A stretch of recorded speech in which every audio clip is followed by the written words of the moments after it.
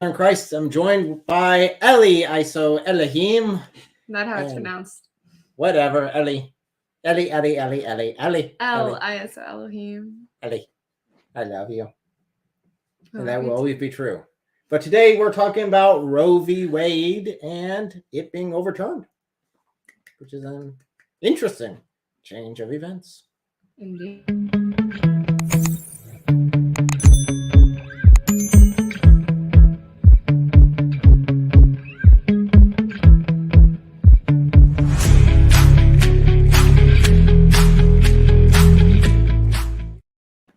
So we'll talk a little bit about what Roe v. Wade means, what this change happened, how it will impact our lives, what it means for laws and for abortion, and also we'll go over some Twitter feeds by #RoeVWade.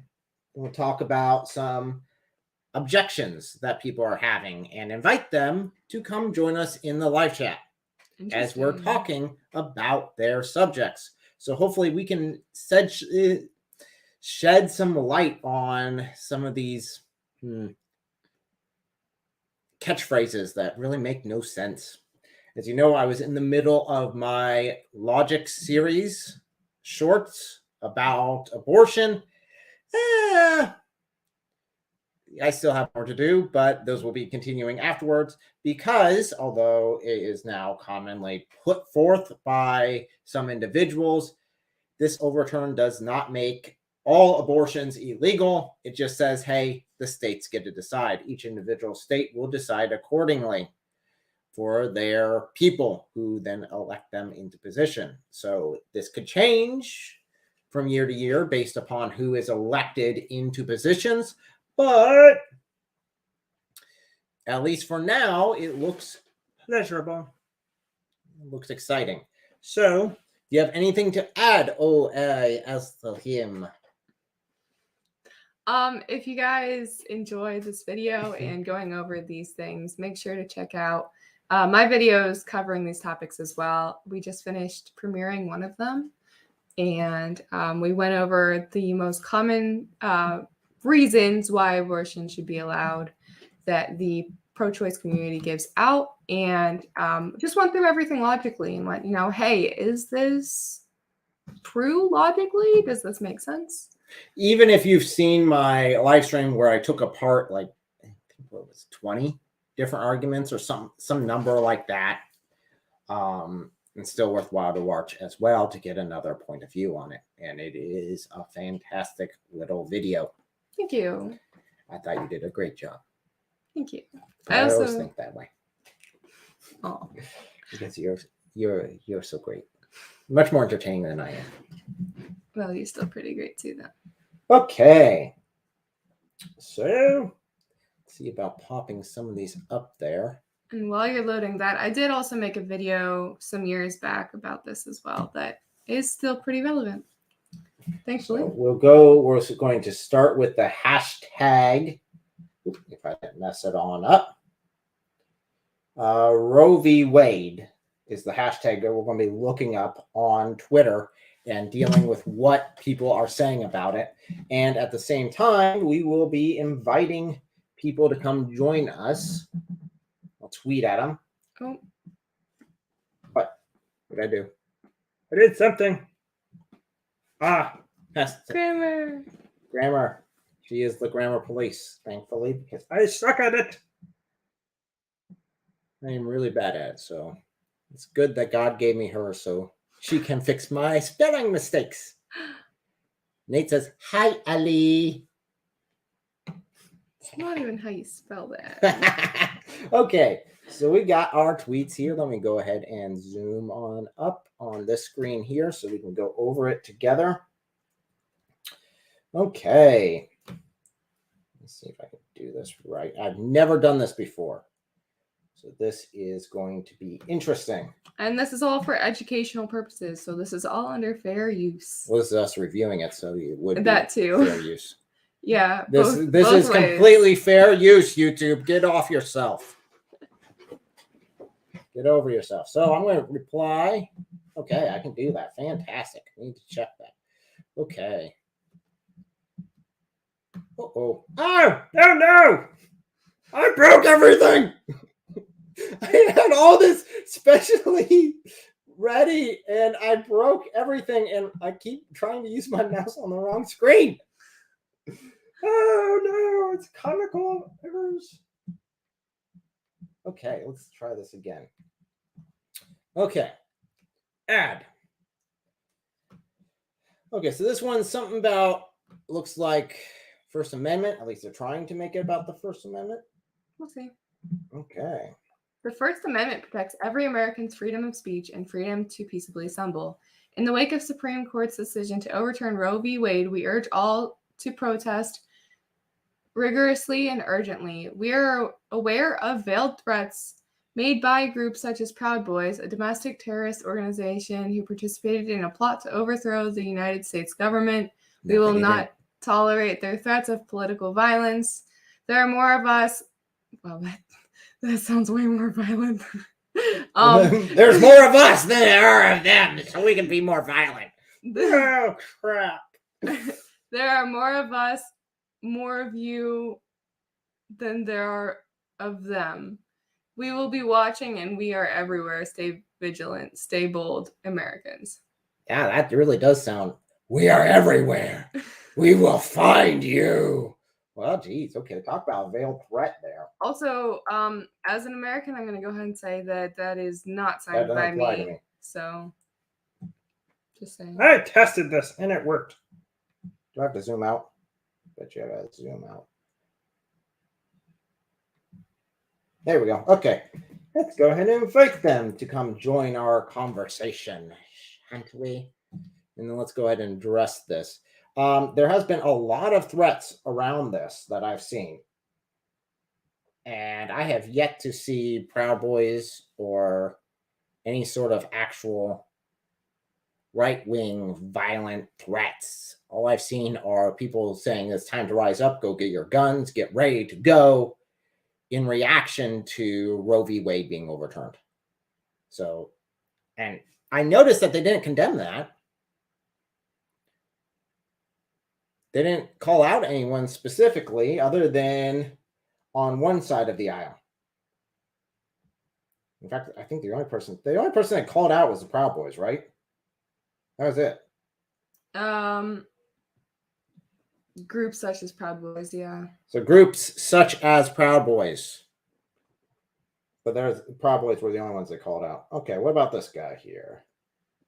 For those who can't be bothered looking it up, the enumeration in the Constitution of certain rights shall not be construed to deny or disparage others retained by the people.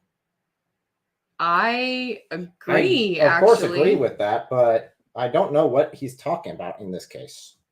Well, it could go either way for sure, the argument he's trying to make, although it only reinforces the point that the unborn are alive, therefore their rights should not be taken away from them any more than any other human being. And you're not allowed to kill any random human being because you feel like it. So you shouldn't be allowed to kill a much smaller human being because you want to. No, yeah, if he's saying that the constitutional rights, nothing, I don't know, maybe he is. No, show the thread. Show the thread. I don't want to do that. It will break. What do you mean? My computer will break. It will. Okay, let's do this. Show thread. Should be fine. Hold on. I can scroll down. Me. Oh. Me. That's disappointing. Inviting him to join me. I was really. So that's it. Oh, these are very new. Oh, wait. Oh, okay. So hold on. He was reacting to someone else. No, that was his own. No, It's a continuation of his own. Okay. Maybe this will give us some context. Does the U.S. Constitution have anything to say about speed limits or on which side of the road you drive? And remind me again about the 9th Amendment. Okay, well, first of all, speed limits are done by the state. So maybe he is arguing for the states to make these decisions. So if he's arguing about the states to make the decisions, then that would make sense. Yeah, because that's left up to the state. So abortion is not too. We actually agree on that one. Huh.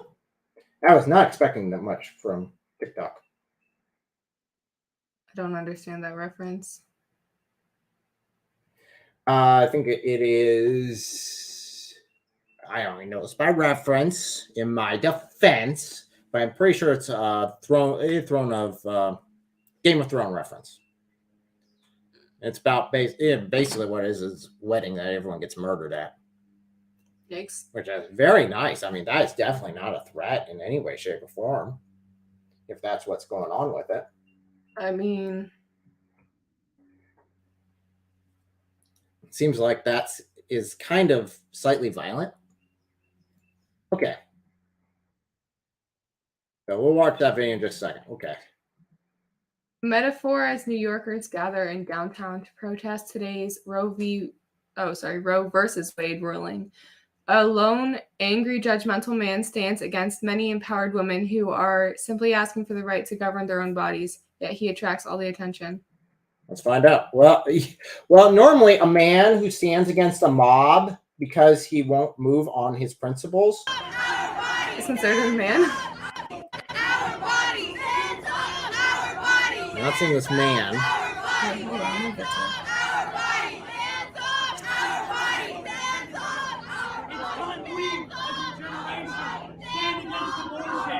It is murder.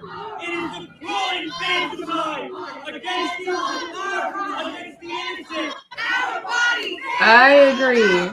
So what takes more courage? May I ask the people in the comment section for the live chat, what takes more courage? Standing with a group of people all chanting in unison as you're supported by everyone around you, or one guy standing by himself for what he believes in against a mob? Yeah, now I don't know what that flag is that he was waving, but I agree that similar to one of the old Christian flags. But I agree that, yeah, abortion is murder. You are killing a living human being. You are depriving them of all their rights for the sake of your rights, which are not your own. No, it's not your body. It's not even your blood. Yeah, for those of you guys who have not heard me talk about this before, I found out when I was pregnant with my firstborn that I don't even have the same blood types as my kids. They don't even have the same blood types as me. Now they can, but because they don't. We have different blood types. Yeah. So genetically, it actually can cause me issues, and I need to get shots so that my body is able to carry a baby with the different blood because it recognizes as a different entity, because my babies are different entities. Everyone's babies are different entities with their own blood. So even if it's the same type, it's not the same. Isaac, you win. I don't know what prize, but you win a prize. I'm not sure yet. I'll decide one later. But yes, going against the mob, standing up against the people there that are protesting all together. You are the only one standing there, and he had no one backing him. But that took gumption. That took conviction. And that's what conviction looks like. So let's go ahead. Let's see. So I want to see this. I don't know what all is.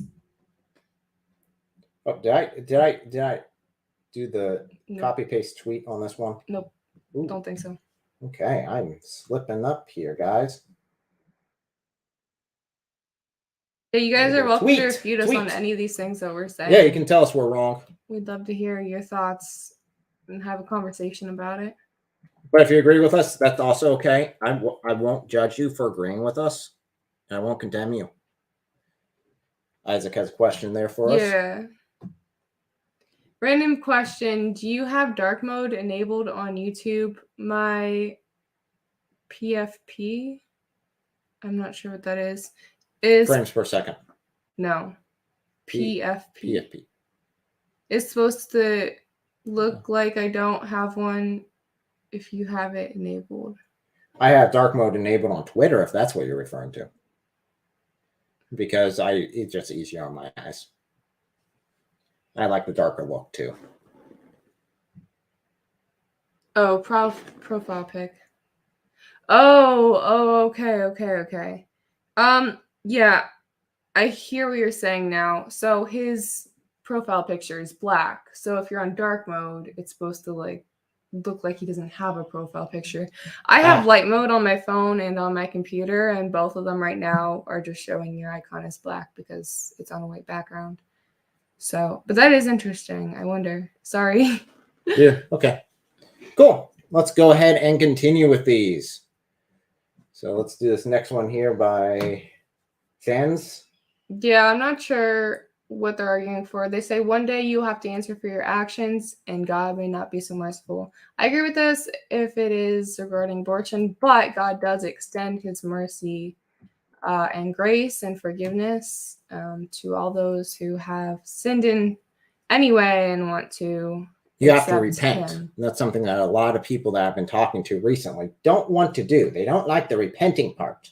They like the acceptance, they like the love, but they don't like repenting. Nate says it does look like you have no pick on my end. Okay, so Nate, you're a dark mode person. Interesting. I'm a dark mode person, very much so. On YouTube, though? On YouTube, I always have a dark mode on YouTube. I don't know. It makes it work so much better. Okay, let's see. Man, they're not giving very many arguments. I was hoping that we would have you skipped more one that I really arguments. wanted to. Which one? These are live, so they're coming in. Okay, I don't know. It was something You about gotta grab.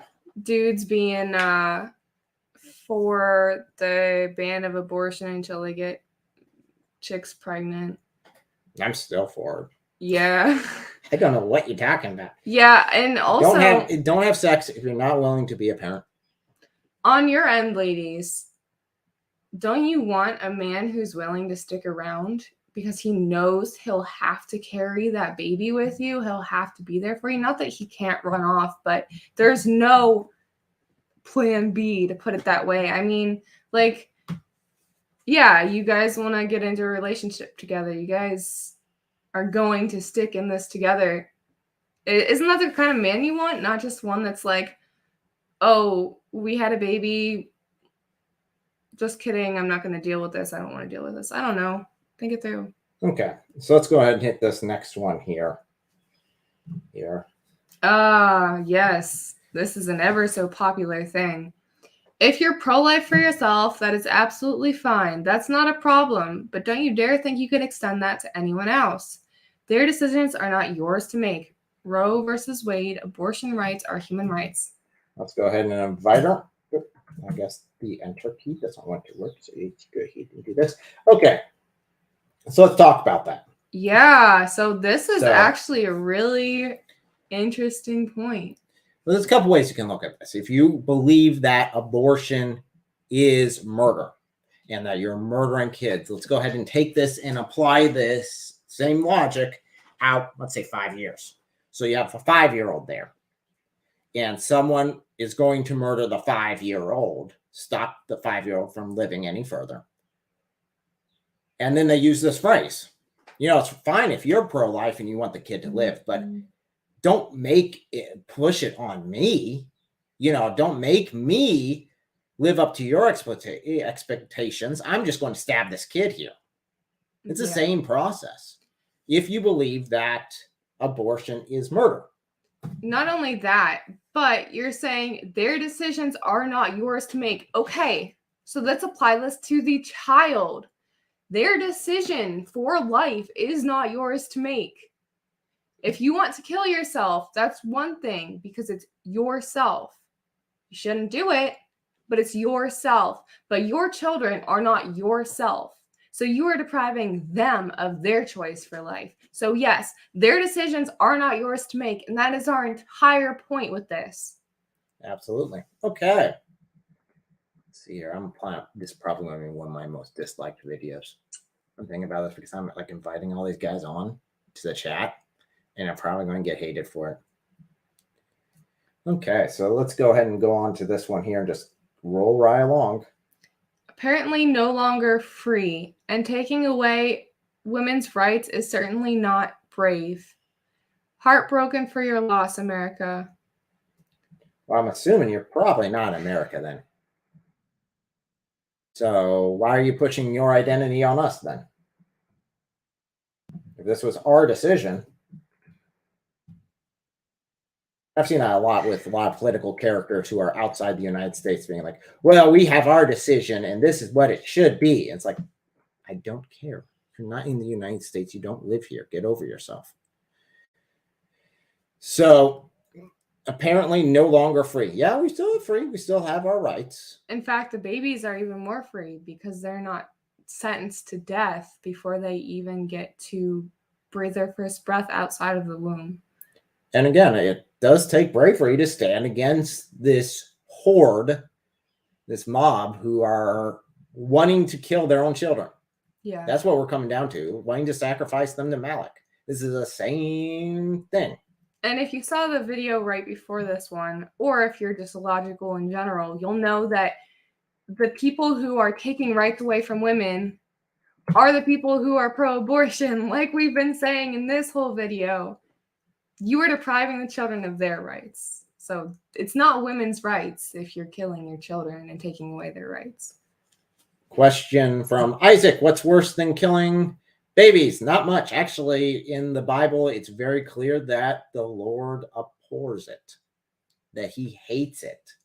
In fact, it's set aside as a specific, hey, this group here, these certain issues the Lord absolutely hates, and the shedding of innocent blood is on that list. And that would be babies, would be children.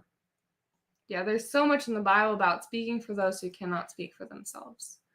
And so that's part of why we're doing this, because we need to speak up for the babies that cannot speak for themselves.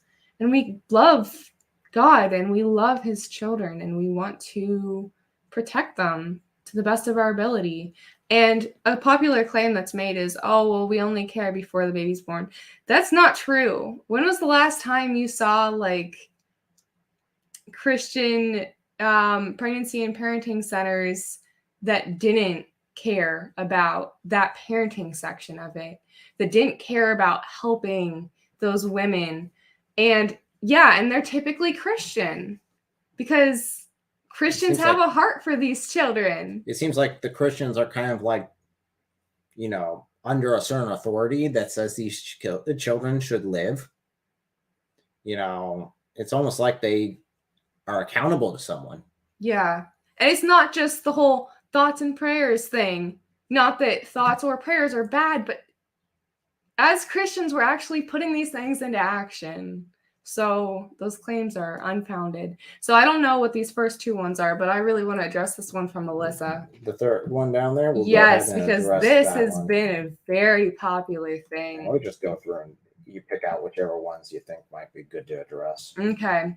So go through and grab whichever ones look good. So I've noticed, especially on TikTok, which I don't have, but I get secondhand through other sources, a very common thing for women, I guess, recently has been, well, you want to deny us the right to kill our babies? We're going to deny you sex.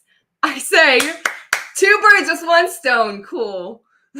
I'm all for abstinence until marriage. I mean, okay. I'm fine. In fact, I think if that was the rule of thumb again, and that abstinence was required before marriage, and it was shamed otherwise, I think we would be in a much better position, all in all. Yeah, and if there are women who are unwilling to have sex, if they're not able to kill the children that come out of that sex, great. I'm fine with it. Yeah, let's go. Very great. Seriously. I'd rather you not have sex and the child doesn't get murdered than you screw everyone around and the child gets murdered. I still have a problem with the child getting murdered part. Isaac says, I know. Right? I mean, it just seems like God might have had a plan when he said, don't screw each other all the time. Yeah. So I think the only guys who are actually going to care about this are the guys who were already like, didn't care about this. No, so here's another aspect of it. I don't want to sleep with her anyway. Yeah. I'm not losing anything. Yeah. It really comes out of just a pure arrogance, though, because they think that that is enough of a threat to scare men back in line, that they won't be able to sleep with her. Well, get over yourself. Yeah, welcome. I'm happily married. Kiss. So, Let's go on down here. Unless you see one of these you want to grab real quick. No, keep going.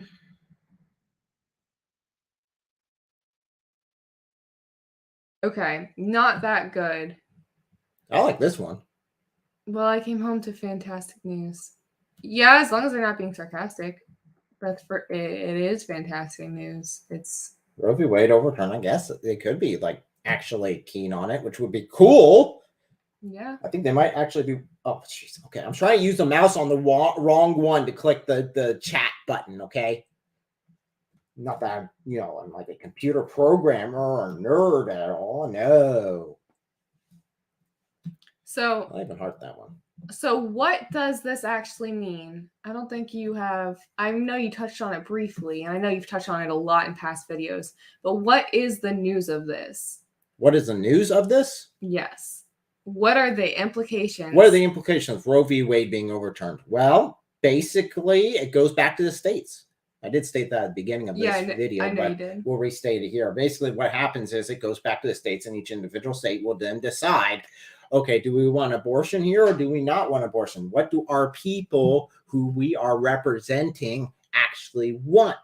So you'll have states just absolutely outlaw it, like South Dakota just absolutely removed it. I know, was it Missouri? Was right beforehand. I said they had trigger laws, which are cool. I like trigger laws. This was awesome, where it just automatically snapped in place as soon as Roe v. Wade was overturned. This is something that's been in the works for a long time. So, yes. So that's what it means. Jessica, okay, this is not okay, and I'm shocked to see a woman thinking it's okay to have our body's choice taken away. And I have had 2 abortions, and I don't regret any. I don't want children. It's my body. It's not your body. So, okay. It's just go ahead. Jessica, I really appreciate you being here and giving your sharing your thoughts on this. It's good to hear what other people think and where other people are coming from. And so you say that you're shocked to see a woman thinking it's okay to have her body's choice taken away. So this is something I mentioned probably before you jumped in here, but something I was actually shocked by when I was pregnant with my first. I've had 2 baby boys, and I don't even share the same blood type as them. They don't share the same blood type as me. And so their body is not only not my body, but it's not even my blood. And that's to such a severe extent that I need shots in order that my body will not attack, because my body recognizes them as a separate body. And so to say that I think it's okay to have our body's choice taken away is not actually a valid statement, because my body's choice is still intact. It's just that we are allowing for their body's choice. I'm no longer, I'm not able to make a choice for them. And I never should have been able to make a choice for them, because it's not my body. It's not my blood. It's not my life. I have decisions on my life, and you say you don't want children. That's fine. I'm okay with you not wanting children, and that's your decision. However, there are lots of things you can do in order to not have children that don't involve making decisions over their lives once their lives have already started. And so we can see that their lives have already started based on every scientific point. In fact, I just made a video about this, and I'd be happy to share that with you. But essentially, scientists agree that human life begins at conception. Mammal life in general also begins at conception. And so this isn't just something that's unique to us, but we do know that when the sperm and the egg unite, it's a new life. It's no longer a part of, just mere cells or anything of the original mother. It is a new life. It's a new entity. And so I hope you understand where I'm coming from, and I'd love to hear your thoughts on that. But I don't think that you're really understanding why at least you didn't understand where I was coming from and why I was coming from that. It's you now. Does that kind of help at least understand? I mean, even if you don't agree. I will take your video and I will put it into the chat for reference. There we go. You now have the video in the chat. And For Isaac reference. said, biologically, it's a human at conception. Yeah. And so another thing that we talked about is not only that life, but that personhood. And so a lot of people try to say, oh, well, it might be biologically alive, but the baby doesn't have their own personhood. And I talked about that in that video too, because the ways that personhood are defined are only valid when they're able to apply to everyone who has personhood. And the only definition we were able to find that applies to every human with personhood is that that biologically Homo sapien genetics, and the new baby has it. And it looks like we do have a new comment from her. It's just a little bit delayed on our screen. It says, I do understand where you're coming from, and I do wish there was another way rather than abortion. When a pregnancy you don't want happens, but not having a choice is not something I agree with. Go ahead. You have multiple choices. You have abstinence. You don't have to screw people. You have Contraception. Thank you. I can't get that word down. That's why she's my wife. She corrects me when I go astray. Yeah, and then there's also adoption. I mean, once you have that baby, I mean, you are carrying that baby until the point of birth, but after birth, you do not have to continue to care for that baby. You have yet another chance to no longer take care of that child. There are lots of other people who would be happy to. And even during your pregnancy, there are so many people that would absolutely love to help you through that every step of the way. I've been helped by many of those people myself through my pregnancies. I have interacted with many of those people and helped many of those people as well. So there are a lot of pregnancy centers out there. There are so a lot many. of them run by Christians. So don't hold that against them. Well. Okay, so Jessica said, I mean, I know there is adoption, but the idea of carrying a child inside me for 9 months just seemed too hard. Well, I'm sorry that was something that you were daunted by. I understand how that can be scary and difficult. But yeah, there are lots of ways before that point of pregnancy to prevent that pregnancy. And, sometimes it does happen if you are having sex. It's a thing that can happen, but you being scared to carry your child, thinking it's too hard. It's hard for me to think of any situation in which that would apply and be okay to take another human's life.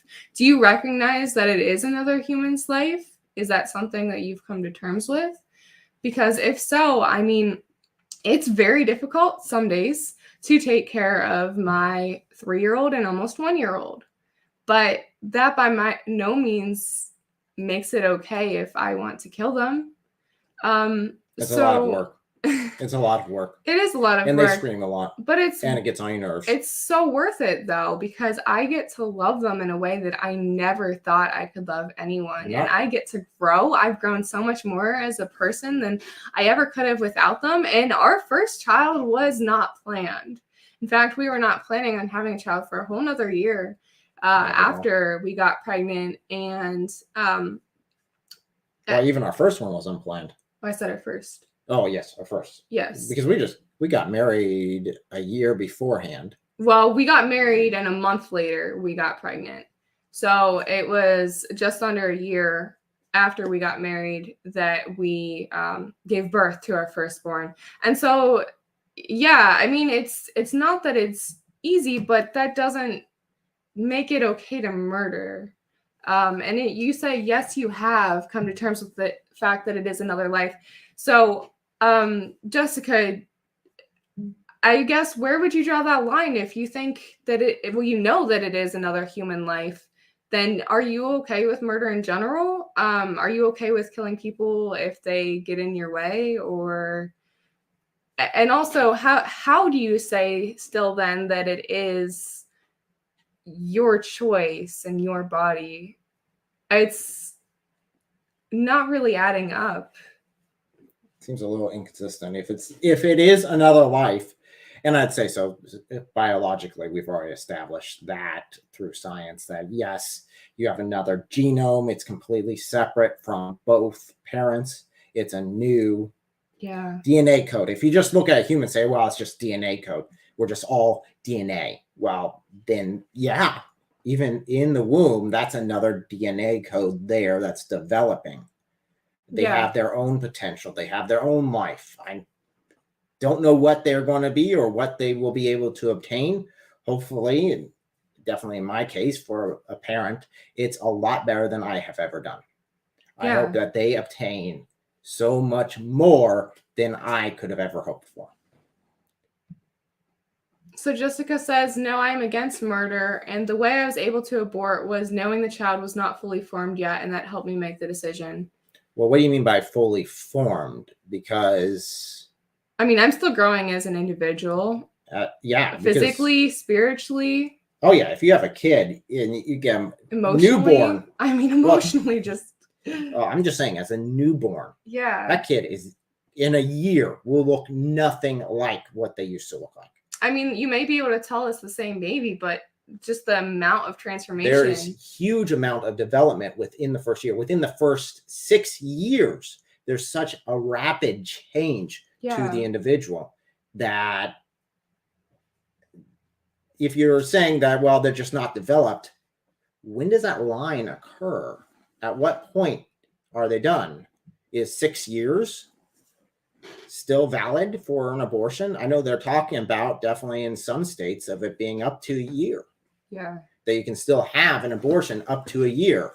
So our 11-month-old baby, right now, he's 11 months old. In those states, it would be legal for him to die by our actions and it not to be investigated. Is illegal for anyone to investigate it. Yeah. So Isaac brings up the point that humans don't stop developing until the age of 26. I'm 23. I don't know how old you are, Jessica. But yeah, I'm 23. So is it okay if my husband is inconvenienced by me, because I am very annoying at sometimes, for him to kill me because he doesn't want to deal with me? I mean, we're married. We've made a commitment for life. If he ends my life, boom, that marriage is done. Like, is that okay? I'm not fully developed. So you're 22. I remember being 22. It goes by really fast. Okay. Yeah. So we're like pretty much the same age. That's pretty cool. Okay. So can you go up to her comment here? Yeah. Okay. So Jessica, you say, I came in here all for abortion, but now and listening to you, I am questioning it and my past decisions. I don't want to be a mother, so I don't regret not having it myself, but I wish maybe I considered adoption more. I'm really sorry. Seriously, I'm so sorry for your loss, Jessica, because whether or not you realized it at the time, or thought that it was wrong at the time or anything like that, I'm sorry that you did go through that. I know that it does take a toll on some people and not on everyone. I know you say you don't have regrets, but well, you didn't have regrets. Now you say, I don't regret not having it myself, but I wish maybe I considered adoption more. So yeah, I'm really sorry that you went through that. That is something that you were able to justify at the time, but you know, I'm glad that at this point in your life, you do at least have the opportunity to consider it more. And that's what we're here hoping to do, is help people consider things more. And that's my entire logic series that I've done. It's just examining these catchphrases. People throw out catchphrases left and right from both sides and then act like that's the end all be all. And this catchphrase here is the I won everything because I used this catchphrase. I'm like, okay, well, let's actually apply that logic. Let's think this through. Not as I'm going to win points against you, but as let's just explore this together so we can see and apply even just basic logic to it. Not even talking about from a spiritual or from a religious side. I'm just talking about literal basic logic. Yeah. So. And unfortunately, obviously we can't change the past. I've got a lot of stuff in my past I wish I could change that I do regret. I do. I hate that I did. So it's just, you know, we can't change what has happened, but what can we do about what is before us? Because there are constantly decisions before us that we can make. And Yeah, it's good to continue to learn from our past and grow, because if we don't grow, then we're stagnant. And so That's not good. yeah, thank you If so you're much, Anne, stagnant, for being that's not here good. with us and talking about this with us. So Constant growth, constant development, obtaining tell you truthfully, the point of these, and I'm probably one that comes off as the harshest out there. I'd say I'm definitely up there. I'm harsh. But I do it not because I want to condemn, but because I want to see you become the best you can be. And if there's something holding you down and stopping you, I absolutely hate it. Not you. I don't hate you at all. I hate what is holding you back, or the action that I know will lead to nothing but pain and suffering. And I do not want to see people go down that route. yeah. So yeah, I can be boisterous and I can be very like and very against certain things, but that's because I see so many people dying to that in a way. We are seeing them lose their lives to that. Yeah, and so another thing with abortion is it is so permanent. So, like in these conversations, we're getting a chance to see from different perspectives, but once abortion has happened, it's done. There's no undoing it. There's no undo button. Like we said, we can't change the past. And so that is something that's a concern to me, is anything like that that's such a permanent decision, especially when there are these points of life and ending a life. So Jessica says, I was 17 and 19 when I got pregnant the first time. I was careless, but the second the condom split, I am not someone who just sleeps around, if you wondered. So I was 19 when we got married, and I was 19 when I got pregnant the first time. So yeah, I was the same age as you for your second pregnancy from my first. And kids do crazy things to you. It's fantastic. For sure. The amount of personal growth I've had with my kids has overshadowed any of my pre-kid life as far as rapid development and becoming a more capable and mature individual. Yeah, definitely. Jessica said, I am still with the same boyfriend as from the second time. I see that both of you care. If I had someone like both of you to talk to at the time, I would have made a different choice. My mom encouraged it both times. Oof. I see that as being one of the major issues is lack of support. Now, granted, when you are 17, as you said there, 17, I mean, your parents are basically the only support you have, or your mother in that case. Maybe friends, maybe. Some outside. Tell you truthfully, I would highly recommend getting to know, it's like, oh, you're just religious, a local church. Tell you truthfully, yeah, you'll find the people who, and not every church is perfect. There are definitely corrupt. Yeah, unfortunately. But there are quite a few good churches out there who will want to support you. And that's always an option too. If you're saying, hey, I'm struggling with this, I'm pregnant, I don't want to do an abortion, I do want to give it up for adoption, most churches out there will jump at that opportunity to help you. Yeah. It really is written in Christian doctrine to help those in need. And if it is, hey, can you help me while I'm carrying this child, get them to term, and then put them up for adoption? Again, I would be stressed to find churches that wouldn't be willing to do that, or have organizations that are already set up for that. I know an organization that we have known of is Oasis of Hope, right? Yeah. And they do stuff like that. She's worked with them a lot more than I have. It's a women's... So it's a pregnancy and parenting support center. If anyone is, in Ohio and in the range of Oasis of Hope, I would definitely recommend them. If you need any resources, even if you're not in the range, you could totally contact them, get the resources from them. They could connect you to someone who's in your area. And yeah, that group and many others like it, if you come to them and you say, hey, I'm considering abortion, or hey, like I'm pregnant and I didn't mean to be, or even like, hey, I'm pregnant and I wanted to be, but like, help me, please.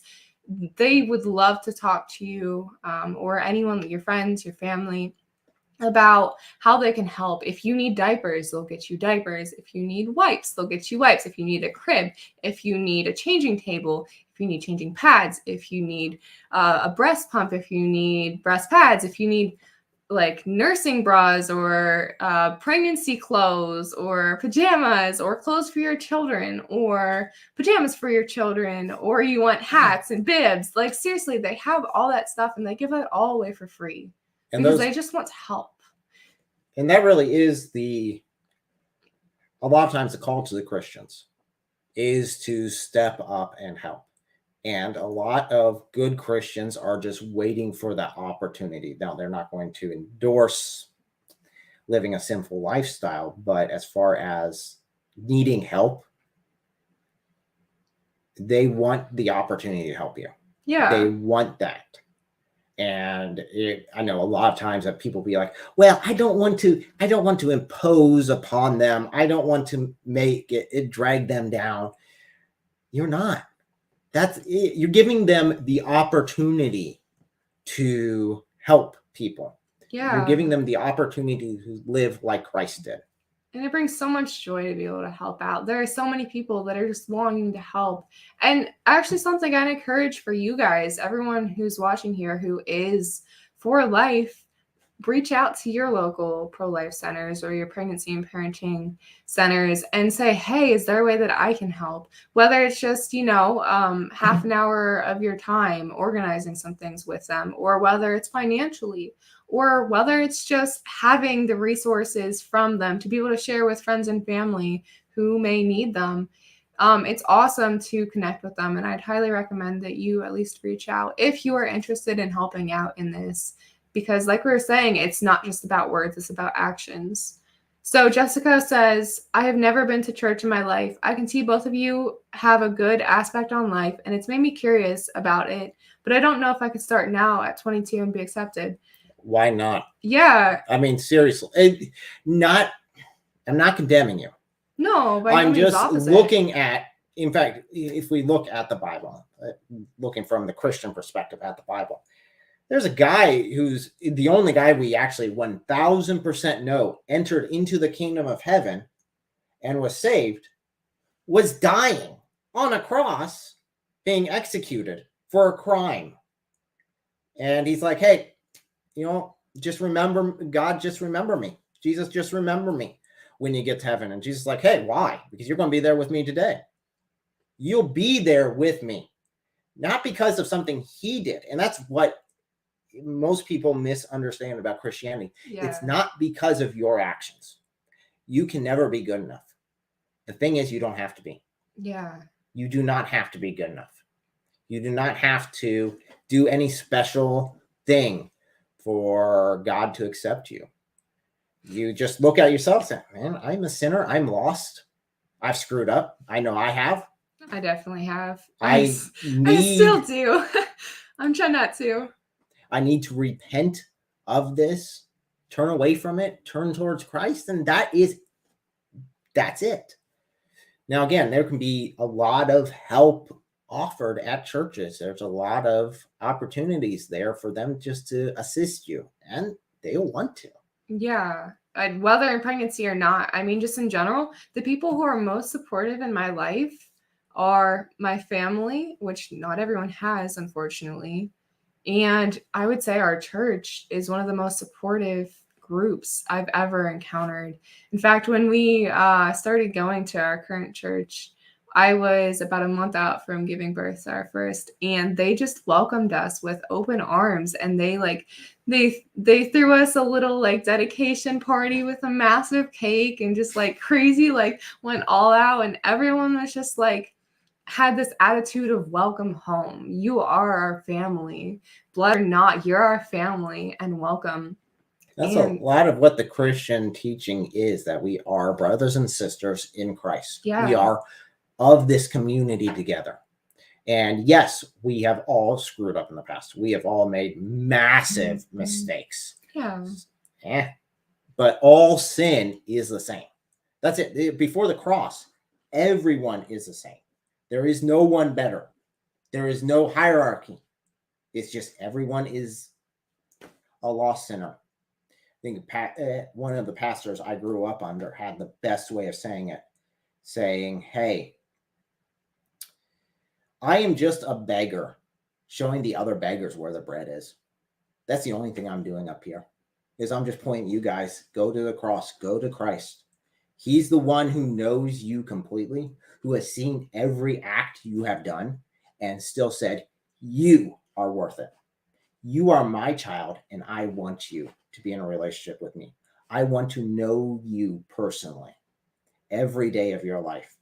I want that so much that I am willing to die and lay down my life for just the opportunity, not the guarantee, just the opportunity. I get to meet you and I get to know you. Yeah. Fully knowing that some would reject. Fully knowing that. Sorry, Isaac, offering. Your emoji got flagged. I had to prove it. Weird. So Jessica says, thank you. This has encouraged me to want to go to church, read the Bible, and try to better myself. That's just it.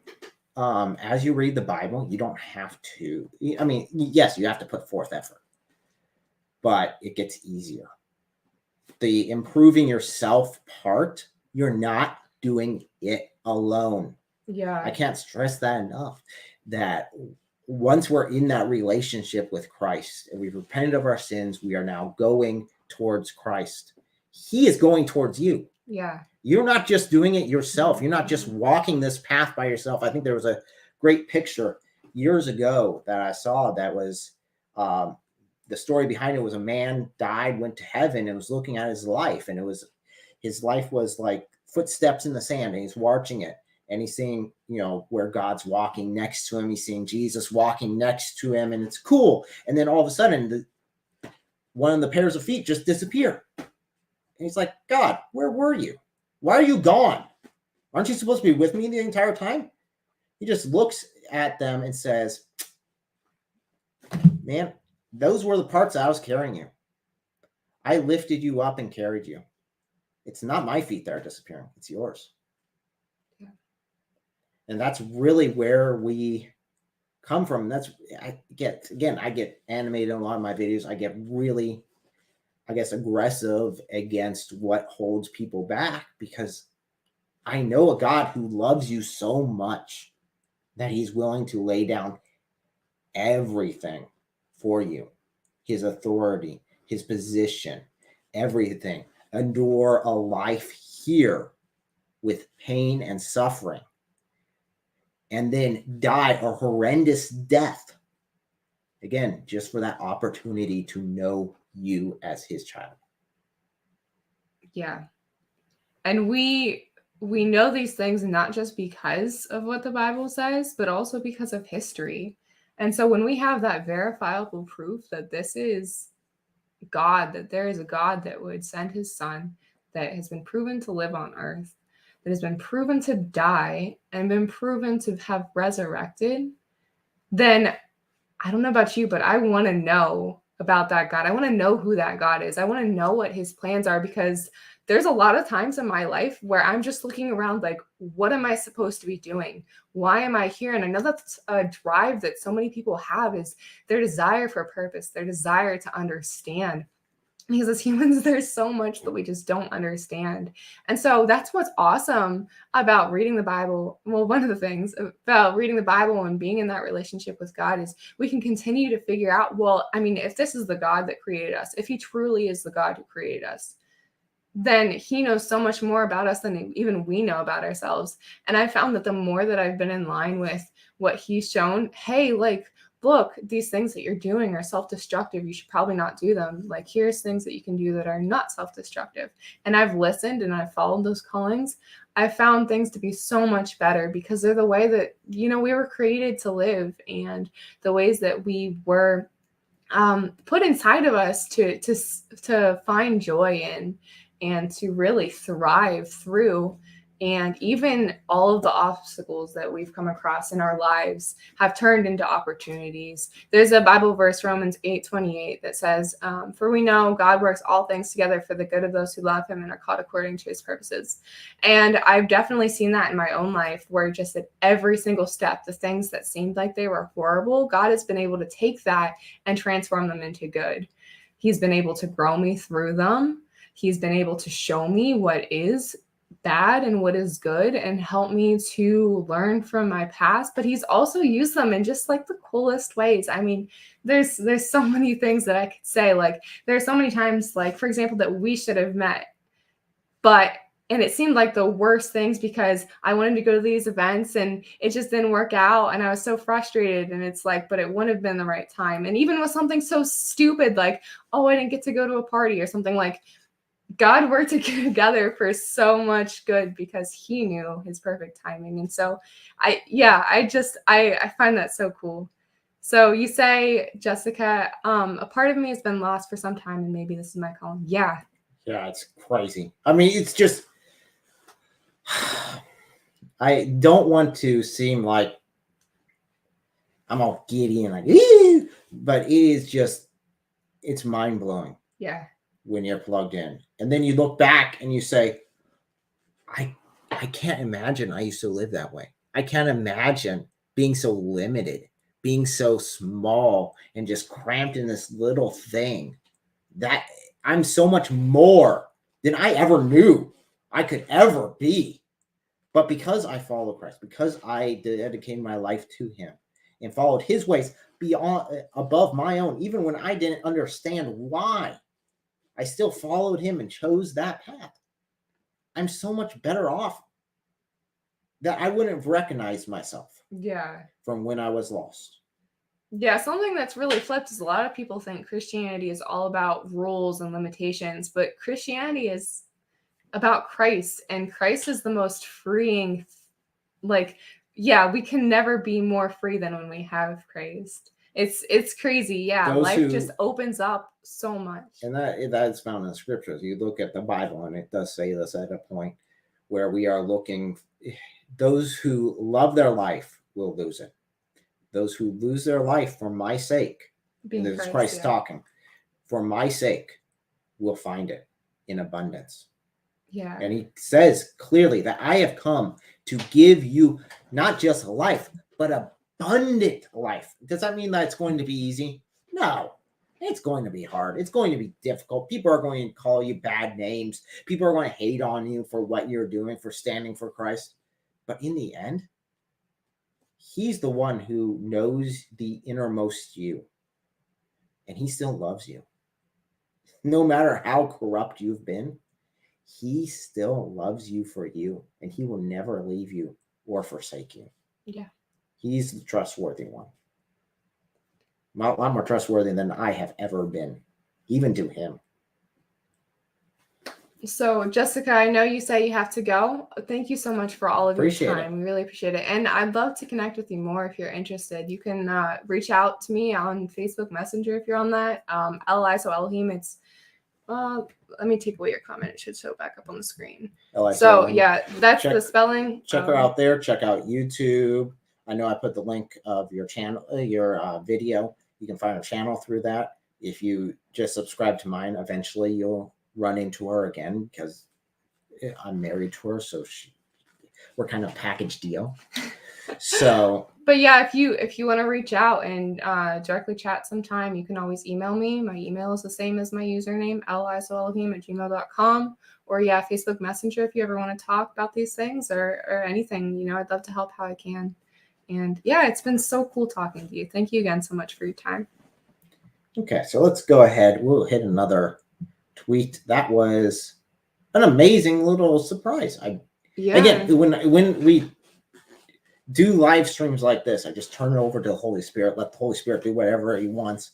And I kind of have a loose sort of idea of where it's going to go, but it goes off the rails. But it's all his plan. So it's like, wave up your hands, Maurice. It is more fun this way. What? Madagascar reference. I grew up and I watched kids shows. I had lots of siblings, so we watched lots of kids shows all the way up through. Sure, your siblings. No, I'm kidding. Oh, I'll get to watch them again. It's a great excuse having kids. Yes, all the veggie channels. All the veggie channels. So Micah Dobson says thumbs up. Isaac says, this is so cool. Yeah. That's it the one really that was is. flagged, by the way. I did Yeah, approve I think it's because you're Weird. emoji. I don't know, man. YouTube's weird. YouTube flags weird things, and then it like doesn't tell me until afterwards. So, okay. So let's go ahead and go through Let's, more. Yeah, let's go I'll through the last refresh couple this. comments. And so N Crypt says, I am super happy RoeVWade is gone. Yay. Smiley face, us, music, praise, thumbs up, birthday cake. Again, that bats it back. The RoeVWade, removing RoeVWade bats it back to the state, saying, hey, it's really a state decision. You guys make a decision for your people. And I find that to be better because, again, that's closer to the people. They can make their decision. They are better representatives of us than someone who's all the way in Washington, D.C. that we, never hear about. Yeah. It's better than the federal government coming down and cracking down on us. So. Encrypt says, if you please God, it doesn't matter who you displease. If you displease God, it doesn't matter who you please. So Well this said. meme. Oh, so some meme I saw on mine. Absolutely. Yeah, that's awesome. Some seriously good stuff right there. Well, it reminds me of the verse. I don't know about you, but it reminds me of the verse where Jesus said, if they hate you, it's because they hated me first. It's like we know where we need to find our approval from. And we know where we need to find our identity in. Yeah. The one person who still loves us in spite of everything we are. Yeah, there's so many identity groups that will just absolutely turn their back on you if you do anything that's out of line with them, even if it wasn't out of line with them a week ago or a month ago. And Christ doesn't like that. Christ shows us who he is, who he calls us to be, and he's there for us when we fail. He's the same today, tomorrow, and forever. He never changes. Yeah. So we know we can rely on him day in and day out. When it gets rough, when it gets hard, when it gets easy, when it gets soft, everything, we can rely on him. So, Isaac says, that was cool seeing. It was a crying smiley face. Encrypt says, frankly, this has been one of the best days of my life. Praise God. So tell me more. Why has this been one of the best days of my life? I've been pretty shocked that RoeVWade actually did get overturned, to be honest with you. I thought they were going to crumble. Just like we've seen a lot of people crumble, a lot of representatives crumble recently. I was afraid that these were going to crumble. It's a good sign that they didn't, for no other evidence than integrity of the system. Yeah, it's concerning if threats are made to not do something and then that something is not done. Or vice versa, threats are made to do something and then that something is done. Whether or not it's a good thing, Mike it's Winger not video really good to go about it in that way. Mike Winger's got some good videos. Yeah, okay. I really like watching Mike Winger. Let's go ahead and put this on back up and we'll take a look and probably invite some other people in just a second. Actually, let me flip on back over to us. That didn't do what I thought it did. It's the first one. Aha, there we go. And let's take this way. Ah, yes, honey. I will do as she orders. Just trying to help. Because she knows She knows what I want to do, and she can tell me how to do it best. I love my wife. Love you too. Okay. Let me refresh this, and we'll see what new tweets have been posted on RoeVWade and see if there's anything interesting to talk about, which they're probably someone saying something. Okay. So, you ready? Okay. Let's scroll down. I can definitely do that. Okay. Alexia says, it makes no sense taking away other people's choice just to make others comfortable when those others don't actually care. How can one be pro-life and not care about the life carrying the fetus?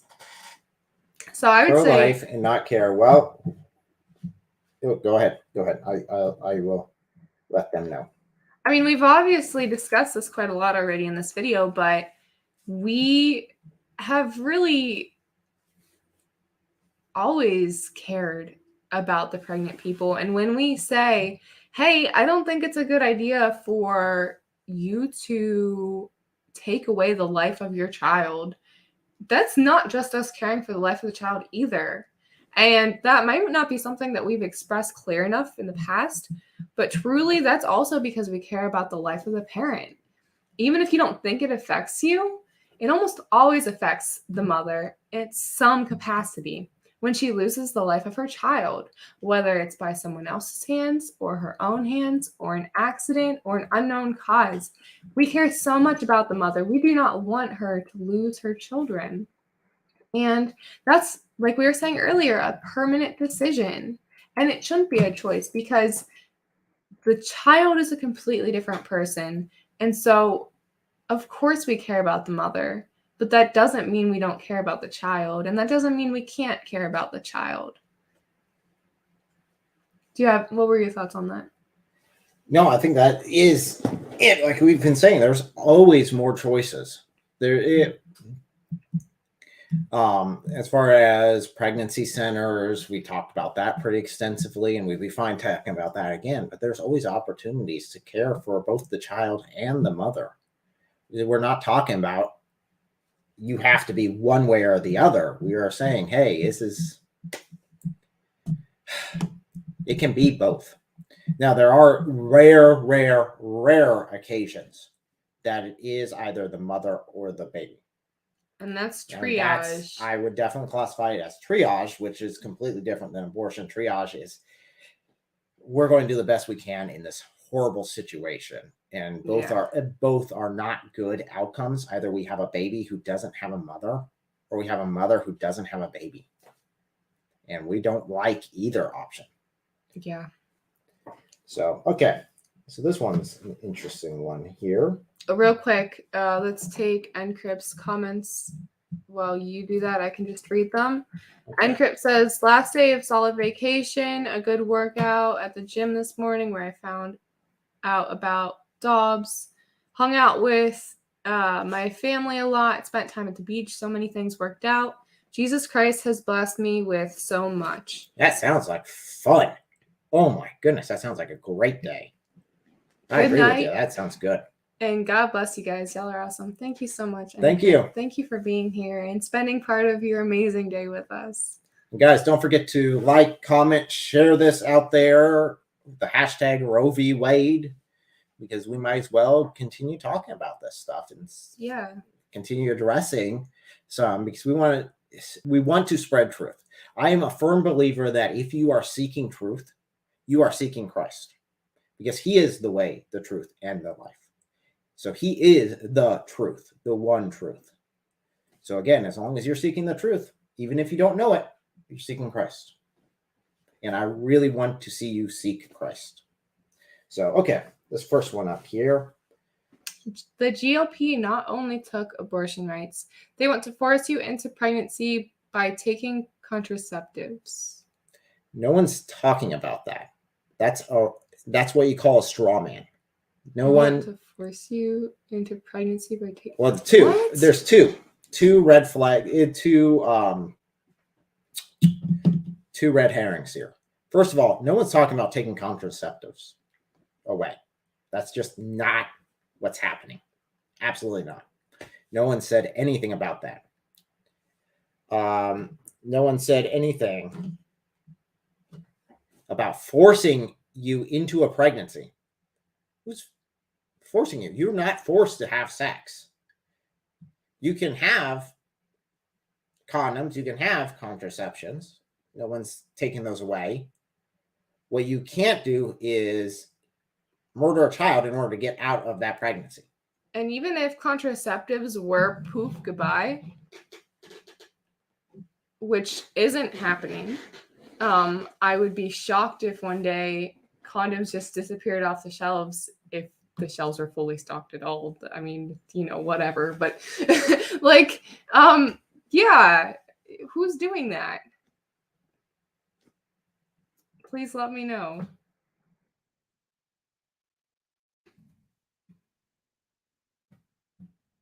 Let's go ahead and go with this one next. I think it is quite relevant. Isaac says, is this just a rumor?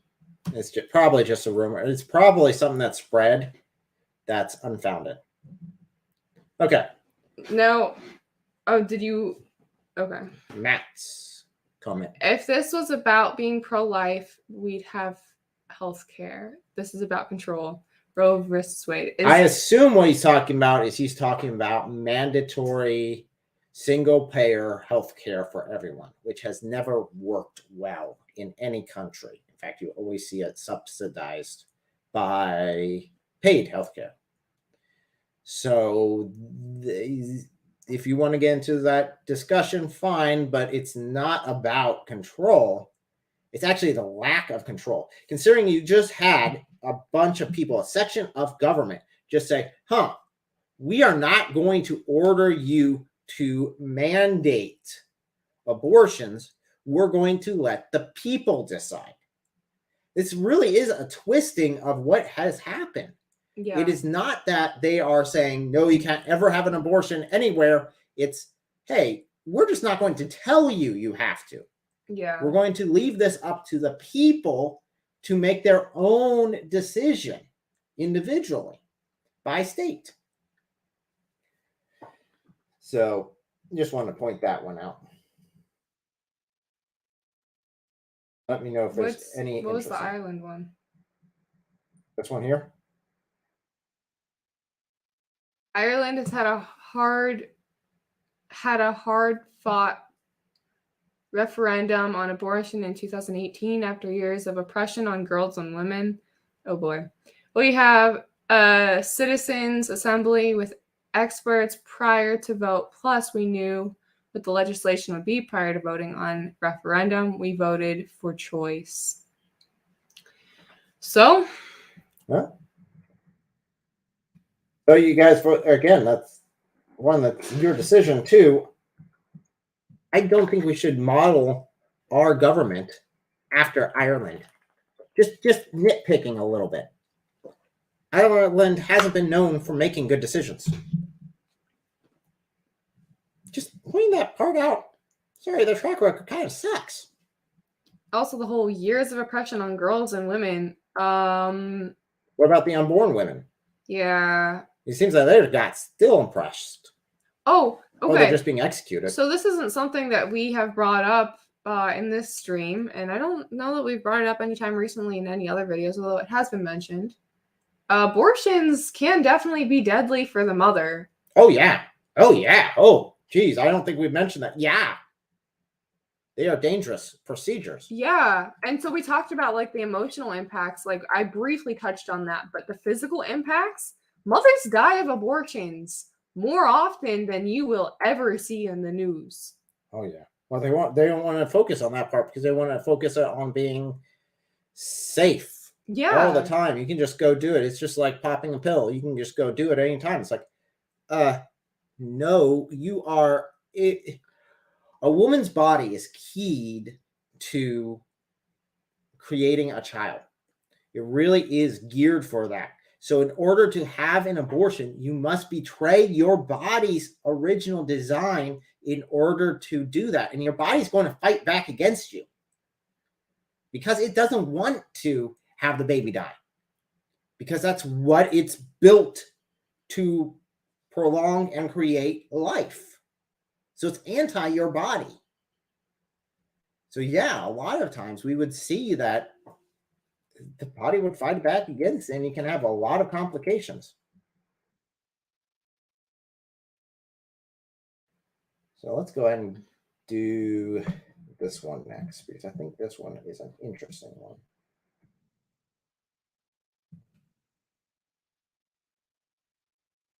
Bunch of people walk in there. And before we review this, anyone who is watching this right now, please leave in the comments the arguments that you hear the most for the pro-choice community, for abortion. What have you guys heard? Anything unique? Anything super popular? Just let us know. So Taylor on Twitter says, what a shame on January 6th, these gargantuan baton twirlers were not around to protect the sacred capital of the United States? Well, that's pretty easy because the person who was in charge of them on January 6th was Nancy Pelosi, the Speaker of the House. Interesting. She had the authority. It would have been, in fact, it was a bit of an overstep for the president to come down and say, hey, we're pulling in the National Guard, because this was kind of her choice. In fact, she had the choice to have this level of security there on that day. So, sorry, this is really fraudulent. Very interesting.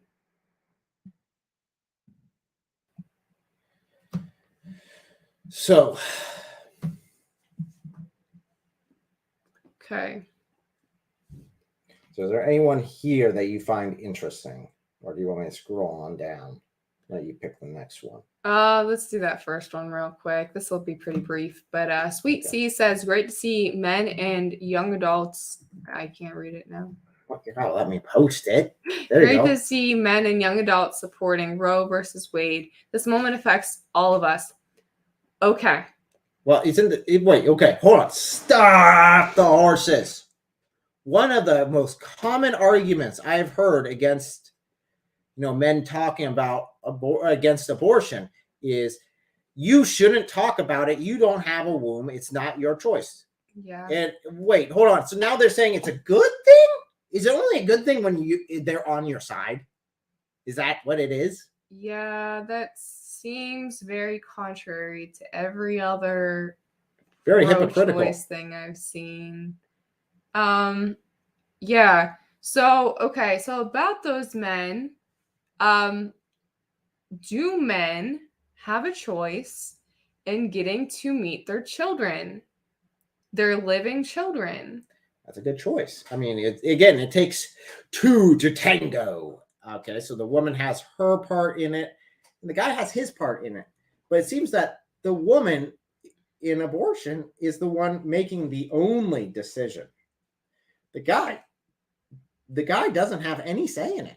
And there are men who want to be a father when the women don't want to be mothers, and the fathers have no say. Why is that okay? If both have conceived this child and this is a living human being, isn't it important that the fathers get to protect the life of their children? Just to let you know, Isaac, YouTube hates you. Yeah, it just flagged another you. one of your comments. It keeps flagging. It hasn't come up on the board yet on stream. But Isaac said, is it true most pro-life people are women? You know what? I don't know what the percentage is. Yeah, I don't know. But there are a large percentage that are women who are making this choice. And it would make sense to me, because a lot of times men are like, well, I mean, it's shoved down men's throats so often. Stay out of it, stay out of it, stay out of it. But the women are the ones who actually have to bear these children, and as such, they love their children in a way that they have never been able to love another human being before. When they're pregnant, their whole body, like you were mentioning earlier, is geared to being able to protect these children. And so, I mean, that whole phrase, mama bear, like, don't attack the baby cub because you'll see the mama bear. I mean, as mothers, or even as women who want to be mothers, or just women in general who are capable of being mothers or not, I mean, there's something inside of us, this drive to protect our children, this drive to be a mother. And so that care and love for these children is just a natural overflowance of that. And so that would make sense if most pro-life people are women, but I don't know if that is true or not, but it does make sense. I'm blacklisted. I guess so. So Micah Dobson says, great job speaking the truth in a winsome and accurate fashion. May the Lord continue to bless this ministry. Thank you very much. And yeah, I know you said you have to sign off now. Have a good night. Sign off. God bless you. Hope you have a good night too. Okay, so Isaac just thought he would get away with another emoji, but he actually did. It's a laughing face. Okay, they like the laughing face. They don't like the crying. I don't know. Maybe they're just anti-crying. YouTube likes it when you laugh at us. They For like some it when you reason. make fun of us. No, I'm kidding. Okay, let's do this little video here. As you can see a bunch of people there. So let me go ahead and tweet it. Let them know. There we go. Give them a free opportunity. Come join us. So Be fair. there's something in this video that is kind of a little bit of a tangent, but very important. Let's go ahead and read the actual tweet, though. It says, the crowd in Philly tonight as protesters make their way to the front of the federal courthouse and towards Independence Hall. So, okay, so there's a sign right there. I don't know if you guys can see it, but it says, I stand with Planned Parenthood. It's at the very end. Wait. It's a maroon sign, I believe. Just wait. It's coming. It's I right there. There it goes. Yep. I stand with Planned Parenthood. Okay, this is a company whose main industry is abortion, whose sole industry is abortion. There is nothing else. They get paid from so many sources to perform these abortions. Not in was it North Dakota or South Dakota or wherever it is? And dang, now I can't remember. I had it before we started, but that was an hour ago. But yeah, Planned Parenthood gets paid for abortions from many different sources. And they charge kids. Yeah, and then they turn around and they sell the baby parts, which has been exposed, as horrible as that is. But so something I wanted to point out with Planned Parenthood is, and I know this is something we've talked about a little bit in the past, not on the stream though, this whole changing of the perception of identity. And so, for example, the pro-choice community, pro-choice sounds great. It's great to have choices, isn't it? But yeah, sounds great. You know, well, why would we want to call ourselves like the pro-abortion community? Oh, that sounds bad. Or like pro-murder. Yeah, you're not going to call yourself that. Pro-choice, that sounds great. But it's something completely different than what it is because it's ripping away children of their choice. And in the same way, Planned Parenthood does this as well. It's like, Planned Parenthood, oh, that sounds incredible. I love to plan out my parenthood. Isn't that just great? But they're ripping parenthood away from people. It's like, it's so disgusting and sad. Yeah, pro-death, as it says. Yeah, pro-life and pro-death. Okay, so we got another one here. Let me go ahead. I haven't done this. I should have done it already while you were giving your very informative speech, which is, oh, your speech was great. So just says, any woman who voted for Trump should question themselves tonight and every night going forward. Roe versus Wade, RoeVWade, IFB. Well, one, it looks like, look, New York City. New York City is going to have abortions. They're going to have them up and including 40 weeks. So they're going to be beyond. Actually, there's talk in New York of having it beyond pregnancy. In fact, up to, I believe it is currently up to a year. So a child that is already born up to a year. So, wow. Okay, there's that thing. So this here, that's not making any sense because you're still going to have it. But considering most of the women who voted Trump are probably pro-life, I think they're pretty happy with their decisions. Yeah. I don't think this is a thing that's like threatening. They don't think the same as you. It's just like the woman earlier who was like, well, I'm just not going to sleep with you if you don't let me kill my children. It's like, well, I don't want to sleep with you. If I was even, hypothetically, if I wasn't a Christian, I was sleeping around, I wouldn't want to sleep with a woman that says, I'm just going to kill your child as soon as I find out. I'd be like, yeah, no, I like kids. Children are our future. Children are, again, they have the potential of being so much more than we could ever hope to be. It is mind-boggling. Let's go ahead and go on down.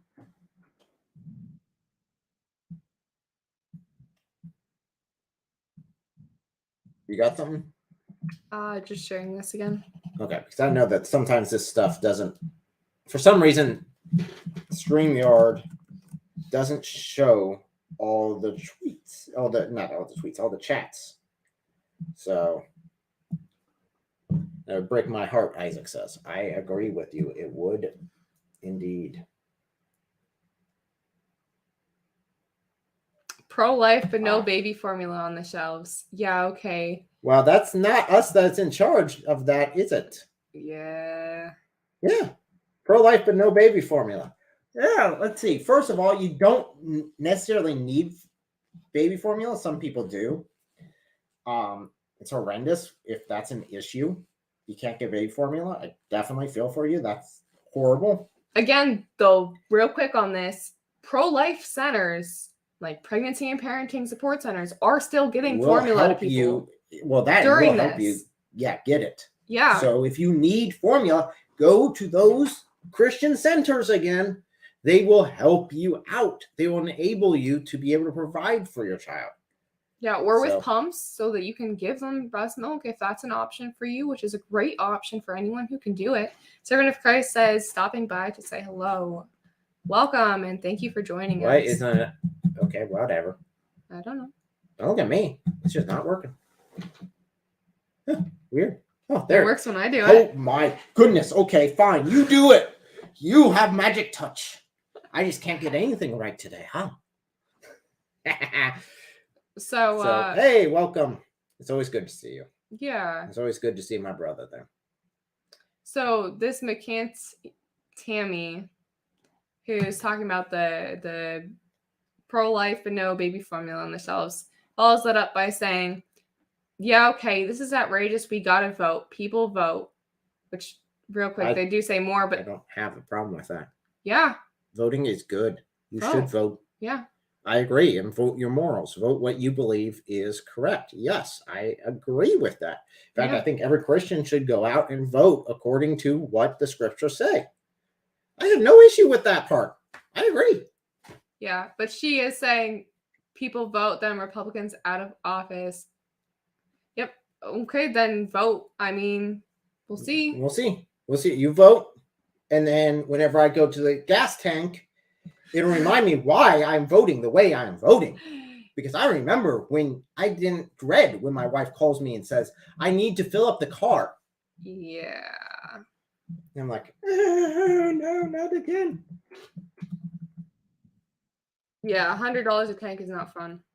No, it is not. It's very painful. Here we go. We'll give them an invite to come join us if they so desire. We're trying to be as fair as possible. We're making these objections. We're talking about their tweets. We might as well invite them to come have a conversation with us. Yeah, and I mean, if people want to give opposing views, we're happy to hear what your views are, like we did earlier in this. We'd love to hear why you think the way you think and why you've done the way you've done. Let's have a conversation. So, Linda Green says, I'm so sorry. Okay. Linda Green says, I'm not fighting for me. I'm fighting for my nieces and my granddaughters. RoeVWade. Not your granddaughters, that's for sure. You're missing that part. Because there won't be any. Because, sorry, again, those unborn are your children as well. Do you not have an obligation to them? Yeah. I mean, I'm one for family obligation. I'm one for the obligation of blood. I agree with that concept. And I agree with her on that concept. You should definitely fight for your family. Yeah. But make sure you include all of them and not just the ones you like. Because then that is inconsistent. Yeah. So I'm trying to figure, you know what? Let me go ahead. Ooh, wait, go down. Go down. Where? Go down. Down? Hashtag RoeVWade, hashtag God is good. I don't know what that is, the thing they are linking on Spotify, but God is good is a tag that I like. So I'll invite them too, because we're talking about that. Might as well just say, hey, you know, we're talking about this. You want to come check us out? So everyone who's watching, leave me in the comments something that says like, subscribe. Yes. Don't forget about those parts. Check her channel out. It's great. Let me refresh this. And oh, nope, automatically done. But leave us something in the comments showing us how God has been good in your life today and how you have enjoyed life. So, because I mean, that's what we're here talking about today, is being for life, wanting to see the life of the unborn come to full fruition, them to be able to have life in abundance as Christ calls us to and offers us. So, yeah, what's something that you've enjoyed of life today? Okay, so here we go with another one. The hypocrisy that is supposed land of the free, control the women, sacrifice their children for guns. Well, there's 1,000 things about this. Let's break it down one by one here. Okay. So first of all, control women. This doesn't control anyone. In fact, this is a lack of control. Roe v. Wade being overturned is the government saying, hey, we're not the authority here. We're going to give this power back to the people. I don't know why that is a bad thing in any way, shape, or form. If you really want abortion, then you should be able to vote accordingly in your own states to make the decision. It's just not being forced down our throats. If anything, Roe v. Wade was a control, was a dictate from up above, from the federal level to the state level saying, hey, you have to do it this way. Sorry, that one kind of fell flat.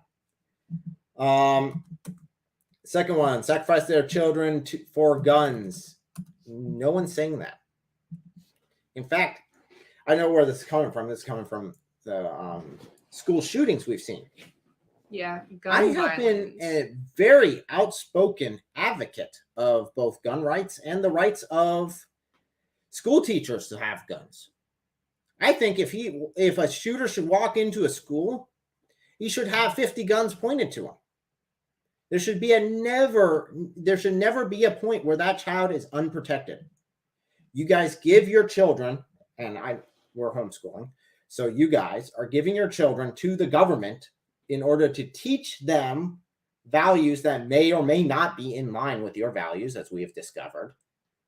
And they have failed to protect you. And you can say, well, what about the police? We know now that the police won't protect the kids either. We know that there was a stand down order. We know that they were told not to go in. In fact, they stopped parents with guns from going in. And the only person who stopped the shooter was a border patrol officer who disobeyed his direct orders and grabbed a gun from a civilian in order to protect those kids. I want more people like that. I want more people like that everywhere, in every school. There should be people that are willing to lay down their lives for the children who they are supposed to be protecting. So there we go. Oh, and before you move on past that every life is precious while in the womb, not my problem after. Been discussed. Come on, guys. Seriously. It's so not true. Just look around. It's the same. We have options. You have plenty of options to either put up for adoption if you wanted to. You have plenty of pregnancy help centers that are out there. There are churches who are more than willing to help you. Yeah.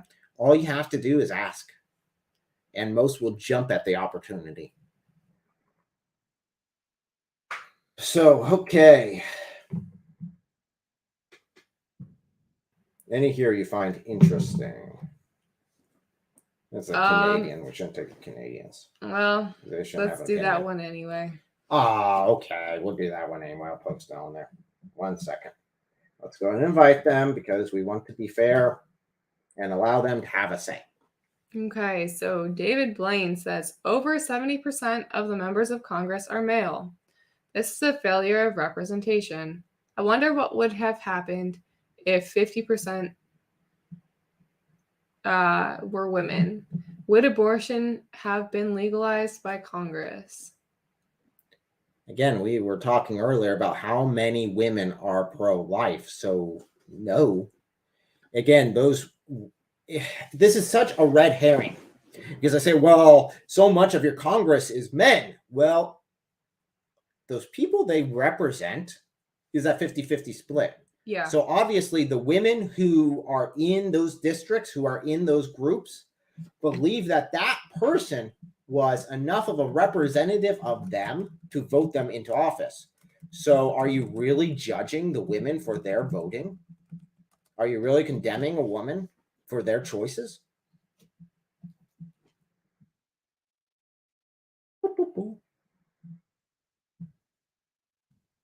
Okay. Got two more here. What? Okay, let's do this Okay. first one. The first one, we'll go ahead and send them the same invite and be nice. Okay, so what are your thoughts on this? Quick question for the Supreme Court. Should we ban organ donation since donors have to have a heartbeat in order to keep the organs viable? The Constitution doesn't mention organ donations either, so. Well, first of all, again, it's not the Supreme Court's decision. This really is a red herring as far as contributing to the Supreme Court more than what they actually have done. If there's enough of a movement inside the United States to say, hey, organs should be invalid, they could take it to the Supreme Court. It's their choice. Obviously, that has not happened. It has been something that has been left to, again, the state level, which is the way our federal government is, our government system is supposed to exist. You have the state governments, which are supposed to govern their people, and then you have the federal government, which originally was supposed to be a postage stamp and take care of the army. That was their job. That was it. They didn't have all of these bloated requirements right now. But let's go ahead and examine this a bit more. So they said banning organ donation since the donors has to have a heartbeat. Okay, well, let's examine that. The donor, does the donor have an option? Do you have an option to be an organ donor? In the US, it's very illegal to be an organ donor against your will. So you can't force someone to be an organ donor. Someone has to knowingly choose, and I knowingly choose to say, hey, my spirit's gone. I'm done with this body. Go ahead and use this to help other people. If by my death I can help other people and give them another option, another day to accept Jesus Christ as the Lord and Savior, sure, that sounds like a great trade to me. But again, that's my choice, right? I thought this was all about choices. Yeah. So no one's calling this evil. If it's by my choice, I choose it. So, but then again, if you're comparing this to abortion, that child doesn't have a choice to not live, I dare say. So I'm really confused by this next one. I don't know if you want to. Do you want to pass it, or do you want to go ahead and address it?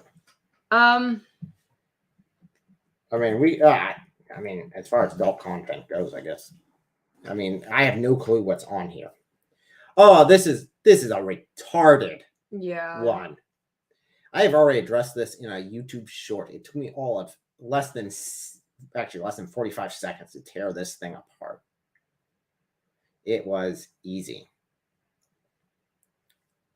So this is ejaculation. This is if a man masturbates, is that the same as abortion? No. If a man has a wet dream, is it the same as abortion? No. It's not. A woman having a period, the same as abortion? No. There is no different genetic code that is growing and developing. So no, sorry, again, irrelevant. And it's not just a sexist thing either, which is kind of what this is sounding like, maybe possibly. Like, because women have eggs, and that is not when we say life starts at these eggs. So, and that's the flip side of the ejaculation. So, what are you talking about? Yeah. It's when they meet. So let's see. Here's the one with a cute baby. I'm sure that one will be great. Yeah. So Roe versus Wade, Roe v. Wade, Roe overturned, Roe v. Wade overturned. The loud, evil protesters could learn something from the group most widely affected by today's decision. Roe versus Wade was overturned today, yet the most important group was silent. Wow. I'm gonna heart that one. Yep. I'm sure that That's one like, even. That's like, yeah, I'll retweet that one. There we go.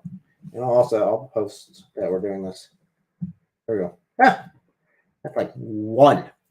That's so far one I've actually agreed with. Yeah, Hey! there's one earlier that was like, I think it might be agreeing. Welcome. Welcome, yeah. Yeah, I did like that one, I think.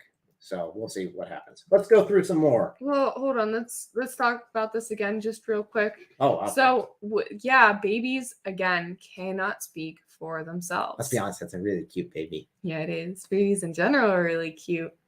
It helps when we can see them when they actually get to be born.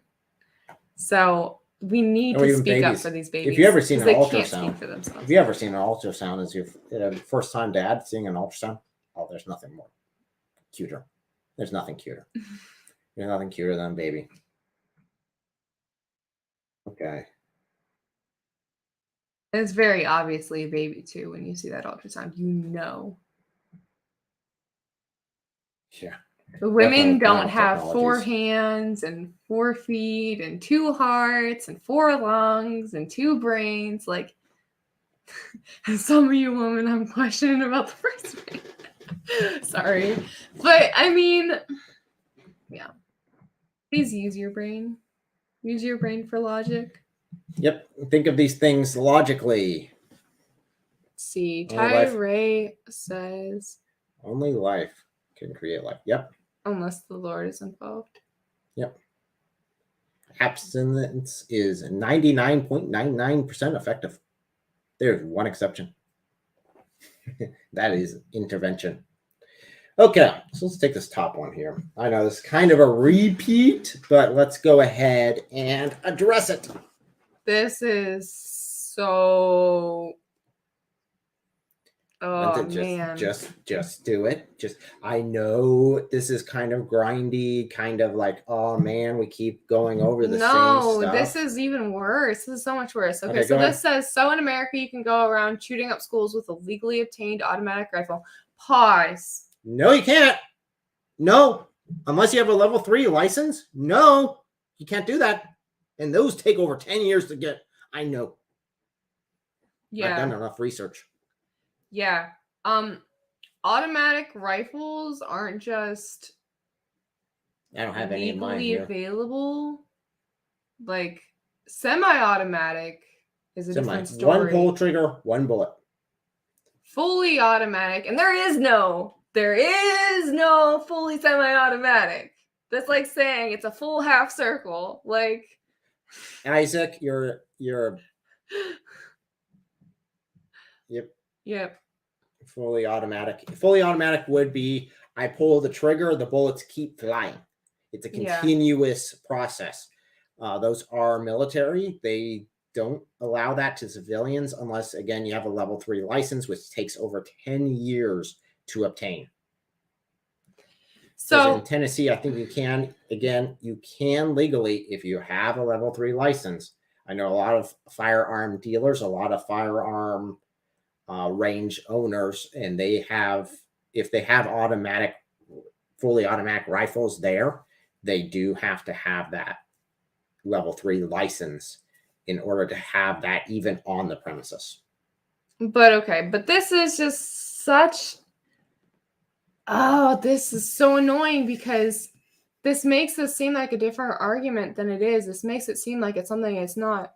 Just because you can legally have a gun, if you could legally have a gun, whatever, say you have a legal gun, that does not make it legal to go around shooting up schools, which is what this argument makes it sound like. It's playing word games. It's very, very illegal to go around shooting up schools. You can do it. But you can do a lot of illegal things. You can do a lot of immoral things. And guess what? If someone is willing to go shoot up a school, I bet you they don't much care if the gun is illegal. Yeah.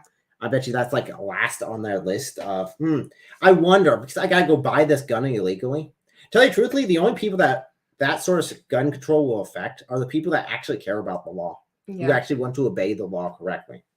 So that doesn't make much sense. And did I already post about it? I don't know. But and they say, but you can't have I think I did. an abortion due to incest or rape. Well, you can. Okay. There's a lot of places that you still can. A lot of states can legally do abortion all the way up. This is not changing it for all the states. This is just saying, hey, the federal government's not going to make this decision. Now, let's break this down a bit more. Yeah. So, like we said, we already talked about the issue with being automatic. That's bullcrap. The legally thing. Bullcrap. Actually, it would be illegal to obtain a fully automatic rifle anyway because of that. So the pregnancy, to obtain abortion due to pregnancy of rape and incest, I'd rather the woman have had the gun. Yeah. And would have shot and killed the rapist. Yep. I would be fully behind that 100%. I am so pro women having guns. Why?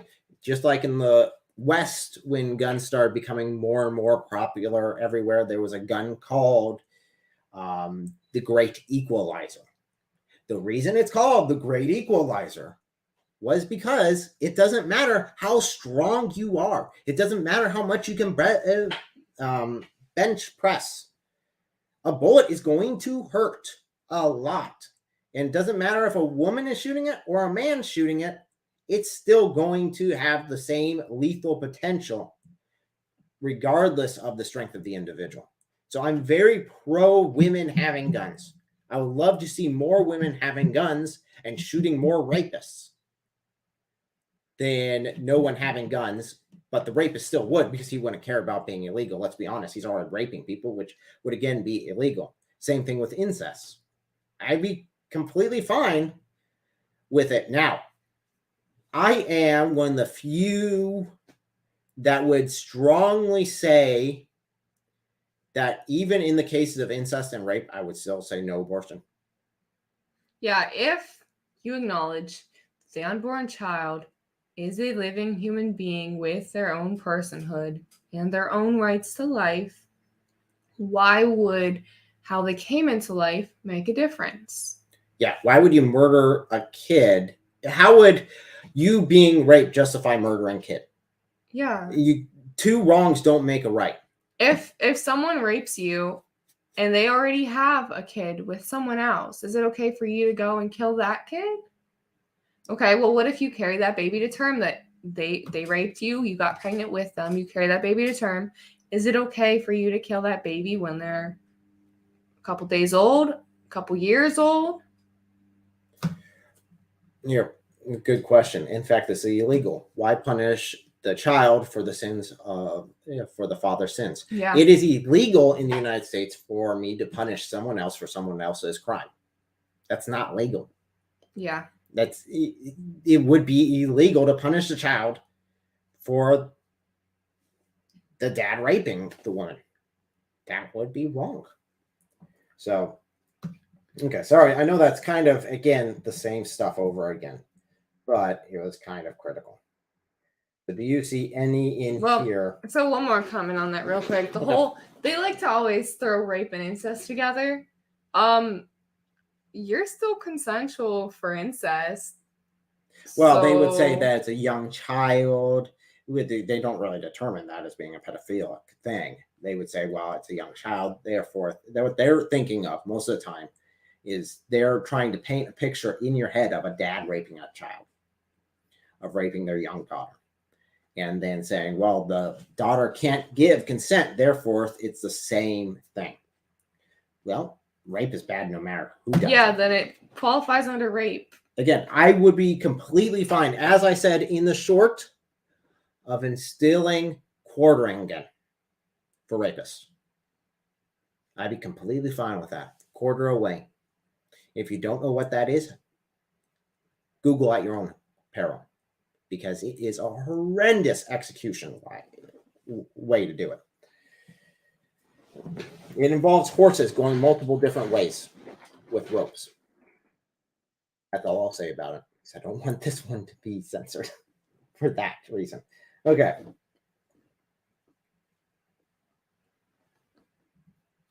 Oh, I like that one. I'll just put that one there. Oh.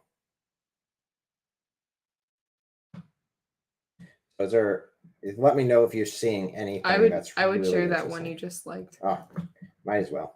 Might as well while we're going through this. You're right. That one is a good one. Okay, so now do this as well because we're talking about it. Yeah, thank you for standing with life. That is so important. Definitely because we can see the mob. Let's be Yeah. honest. We've scrolled through so many of these, and it's just hate, hate, hate, hate, hate. To actually take the guts and say, no, I'm going to stand for this. It's just like that one guy standing up against people that are yelling at him. And he's saying, no, I still believe it's wrong. And I'm going to stand here for my beliefs. And that is, tell you truthfully, a beautiful thing. It really is a beautiful thing. Yeah. And God bless you for that. Seriously. So let's go ahead and go on through. Oh, lovely. Hey, I don't know what's on Twitter. Let's deal with that real quick. You want to deal with that one? That one looks uncomfortable. It makes me uncomfortable. Let's deal with it. Okay. Because I saw a coat hanger. Oh. Okay, hold on here. We'll deal with that coat hanger thing. That's such bullcrap.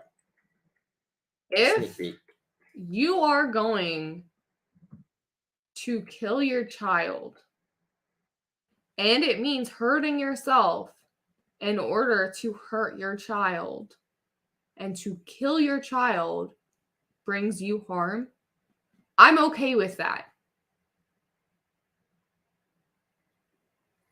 Again, they claim, well, we just want abortions to be safe. I say, I don't care. I actually Is it safe for the child that you're killing?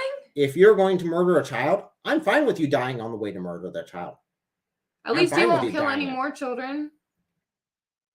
I mean, not to take like a completely like we don't care about you stance. Again, the past is the past. If you've had an abortion, I'm so sorry for your loss. The future is yours to deal with. We can't change the past. I understand that. There's stuff in my past I can't change. Wish it hadn't happened. But that is wrong. And yeah, killing children. Maybe people will want to kill their children less if it's more of a risk to them. Because people are selfish and evil. So they should at least know the cost. If they don't care about their child's life, maybe they'll at least care about their own.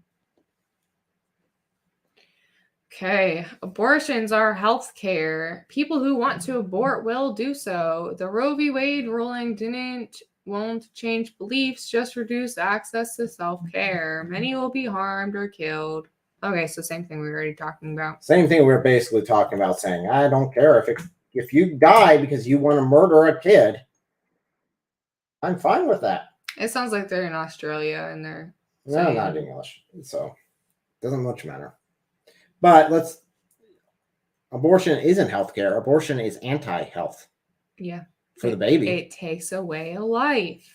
It's the same thing. It stops something that would happen. It is the most extremely unhealthy thing you can do to remove a human's life. That is the opposite of health. Yes. Let's real quick take this. Oh. Okay. From the live chat.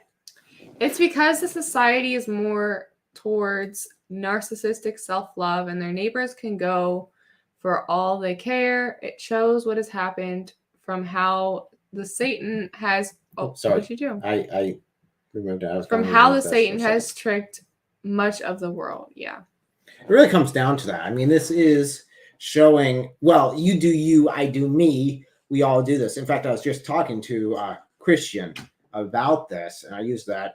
I don't normally do that very much because I don't agree with it very often. Yeah, it's but not in this case, it was very shown that they weren't. They didn't want to talk. We're not with talk about anything about hell. We don't want to talk anything about sin. Those things don't matter. They don't actually exist. It's all just fantasy. And I'm like, dude, Then why did Christ come and die on the Okay. cross? These people are going to hell. Do you not care that they are going to enter into hell? I mean, when it ends up in the end, it is their choice. But until then, you can try to say something, because guess what? Inaction is still a choice, and it's still an action. And you, by choosing not to do anything, cause them to go to hell because they could have had an opportunity to repent that you failed on. That's on you. On you 100%. And do I say that you're going to hell because of it? No, I'm not saying that. What I'm saying is when you enter into heaven, you will see where you failed. You see the opportunities you could have stood. And man, I would not want to be you if you had the opportunities to lead people to Christ and you chose not only not to do it, but to be a stumbling block. Because there are many people who will go to the gate of heaven and say, Lord, Lord, did we not cast out demons in your name? Did we not preach in your name? And the Lord will say, I never knew you. Depart from me, you wicked people. And those are the sort of people who will go and say, no, if you can sin all you want, you can do whatever you want, you're perfectly fine. And God loves us you. all for it. It's not just, only loves us, but for it. all you have to do is you have to accept Jesus and love him, and you're getting to heaven. Completely missing the repent of your sin part. I'm aware of it. So that is a horrendous cost, because you're costing someone their soul for your comfort, because that's what it comes down to. It's you being comfortable. So let's see. Let's go ahead and scroll this back up. Come on. Do you guys like Ray Comfort? Ray Comfort. So he is music. Huh? Is he music? I don't know. No, I don't know who it is. He's a street evangelist. I like a lot of what he does. Okay. I don't know what his background is on everything, like where he lines up on a bunch of different spiritual matters, but I love that he's sharing the gospel, and that's what I know him for. And praise God for that he is sharing the gospel with people on the streets, that he is so mindful of these people's souls, that he doesn't just let them continue in their sinful ways without being at least confronted with the concern for their life eternally. And that's what it comes down to. It's the concern for the eternal life. It's like you're driving a car off a cliff and no one ever tells you, dude, you're going the wrong way, turn around, it is going to end badly. And you just drive off the cliff. Man, there has got to be everyone in that person's life must have hated them, because they allowed that destruction to happen. And those who know better allowed it to happen. And that is horrendous. So, okay, the top one on here. Might as well hit that one. Let me go ahead and do my invite.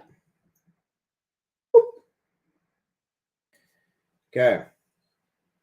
So we try to keep relevant. It's constantly refreshing. You're going to have to do this because I'm not entirely sure what this is pertaining to.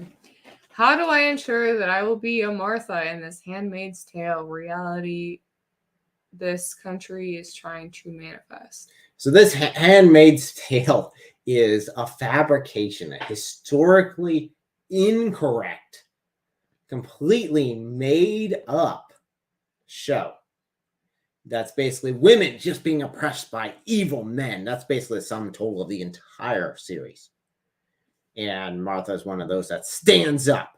And no, that's not what's happening. Again, it's not that RoeVWade was making sure that everyone could have healthcare as soon as it was have abortions. As soon as it was overturned, that everyone will immediately not have any sort of access at all. It'll be made illegal in every state. That's not true. It's up to every individual state. So if you want to make the decisions, get out and vote. Make your decisions known as far as that goes, but let us vote our own way. if you want to go from a secular standpoint. Again, if you believe that a biological standpoint, that this is a life by all scientific evidence, then murdering children is by far the most horrendous thing. I mean, even in prison, where you're talking about criminals, life criminals, those who harm children, even in minor ways, are considered the worst of the worst. So if you believe that that's a child, then you are the worst of the worst, according to that. So, okay. I know that's a popular one. They just keep going. We're going back to the Handmaid's Tale. We're going back to the Handmaid's Tale never existed. Are there any on there that are relatively interesting?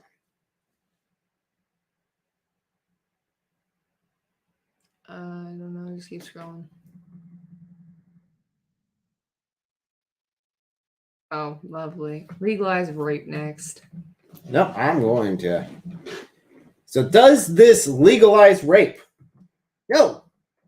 Who on earth would ever say such a thing? That's retarded. No one is saying we should legalize rape. Men should be able to rape women. And guess what? Women also rape men. I know a few friends of mine that have been raped by women, and they had no say in the matter. And is there justice for them? No. Because believe all women, not believe guys at all. So, no, this doesn't legalize rape. Again, I would be fine with quartering.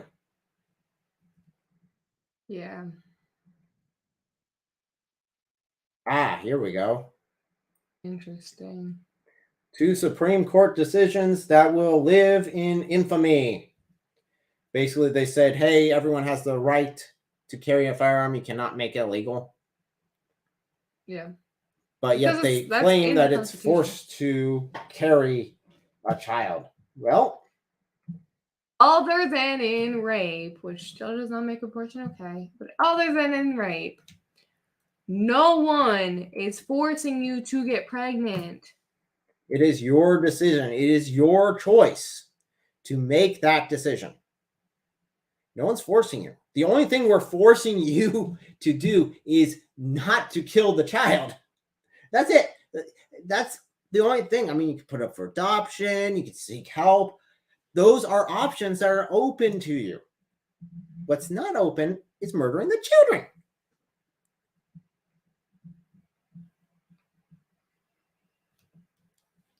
We live in America. We can pick who we want to be intimate with. We can choose to stay celibate. We have the freedom of choice. Yes, that is true choice. Absolutely. These people are living in fiction. Yeah, they are. Well, to them, the concept of celibacy is just so alien. It's like the worst thing ever. In fact, that's the one thing you can't talk about with sex. Yeah. Is if you should be celibate or not. You cannot say you should be celibate until marriage. That is shamed. That is wrong. You want to sleep with a guy? Sure. Guys can sleep together. Women can sleep together. Yeah, we won't. You want to flip back and forth with your sex and sleep with either one? Sure. We won't judge you. You want to wait until marriage? What a bigot. Yeah, and even now it's like, oh, yeah, age is just a number. You know, you want to sleep with little girls or little boys? Sure, go for it. Oh, you want to sleep with animals? That makes sense. That is so being the next thing that I can see coming down. I know they got pedophilia wanting to push that, and they're already doing that with the maps. Well, Canada's pushed pedophilia, or I mean, bestiality. Bestiality for long time. It's kind of got, I think, swept under the rug a little bit, but it's definitely reemerging. Not that you know anything about that or have done any horrible shorts about it. horrible. Hey, logic is logic. And the shorts are just pure logic. They're not even, I do a little bit of biblical in there, but not any sort of Bible references at all. I just use basic logic. Okay.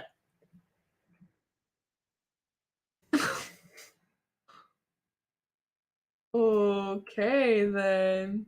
I have got no clue what you're referring to with that. I'll go with that. There's Steven Crowder. Conservative men don't care because it's not their bodies that are impacted. Truly, these men are another kind. Okay, what about me? I'm a woman. I've born children. Very, very rough pregnancies, by the way. Very rough pregnancies. We're worried about losing both of them, actually. Yeah. Both of them were a strong concern about losing them. So, what about my voice? Does my voice matter? And if it does, you sexist pig, if you guys want to use that phrase, because why does it matter if I'm a woman? Isn't that That's that is sexism. sexism. That is preference of an opinion or an invalidation of opinion based upon nothing more than the sex of the individual. That is, by definition, sexism. Yeah. Even if I'm benefiting from sexism, it's still sexism. It's still wrong. And no one benefits in the end.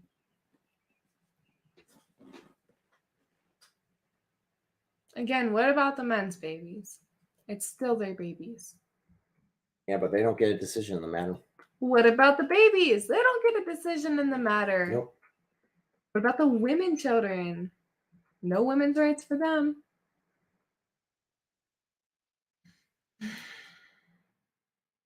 Oh, wait. Go back. Okay. Stop. Roe v. Wade, Roe versus Wade, Denver. Remember, kids, property destruction is the most effective form of protest. So this is a call to violence and illegal.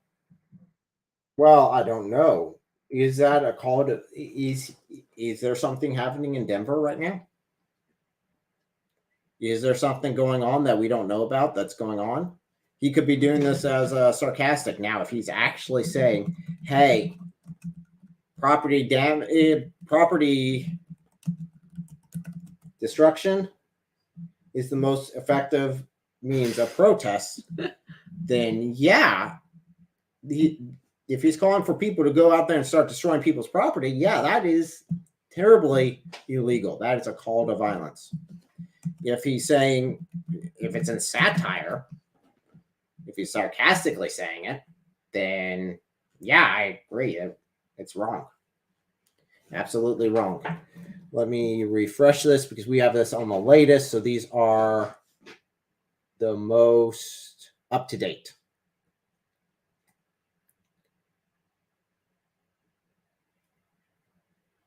Okay, that's linking to another post somewhere else. So keep scrolling. Keep scrolling. You don't want to deal with Lincoln? I will deal with Lincoln. Let's deal with Lincoln.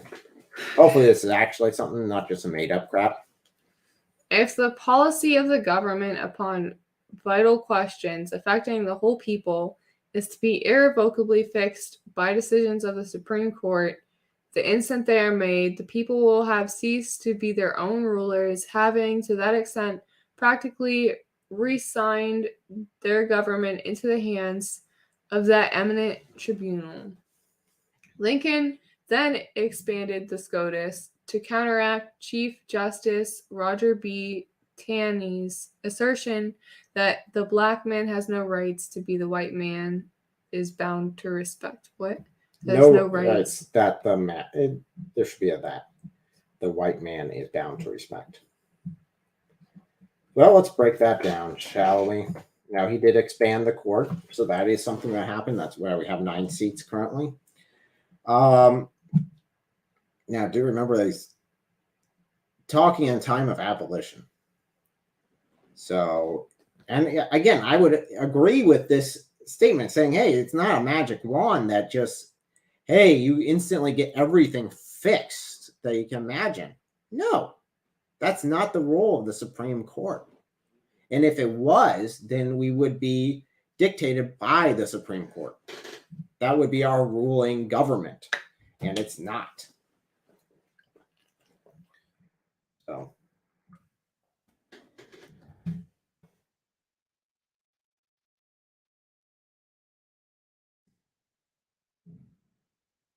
We have another one saying, don't forget to set our clocks back 50 years tonight. Please do. Please do. So you're late for everything in your life because that is, again, what is the big deal? It's not the Supreme Court saying, hey, this is our decision. It's the Supreme Court saying, wow, our decision was wrong. Yeah, it's not our decision. We are just undoing a decision we made.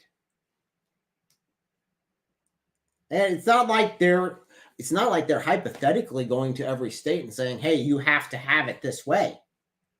Like Roe v. Wade was, because Roe v. Wade was them directly dictating to the states, say, hey, you have to have it this way.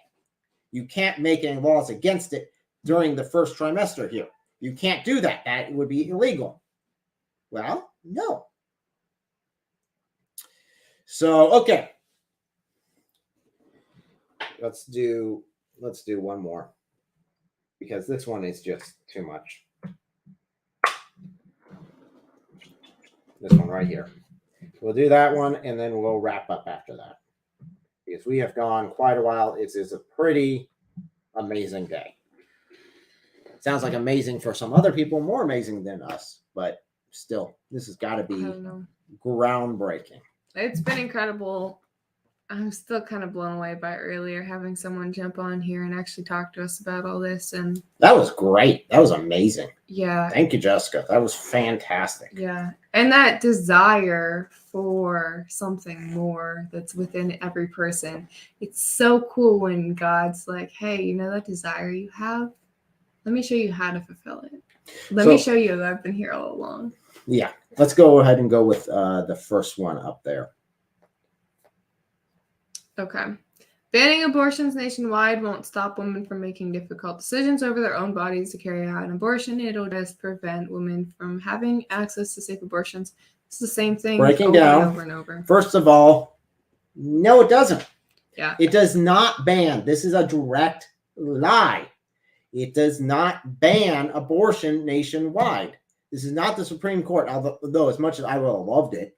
Yeah. It did not dictate that. And it should have, because as part of the Constitution, it is against the Constitution to take a human life. Everyone has the rights to life, liberty, and the pursuit of happiness. Not guaranteed happiness, just the pursuit of it. Yeah. You can look for it.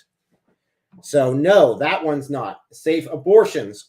I never want abortion to be safe. I never want you to go into and it never a truly situation. will be. It never is It currently anyway. Even if it was illegal, it isn't actually 100% safe. Yeah. Well, if a child dies out of it, it is unsafe. If For a the mother child. is harmed by it, it is unsafe.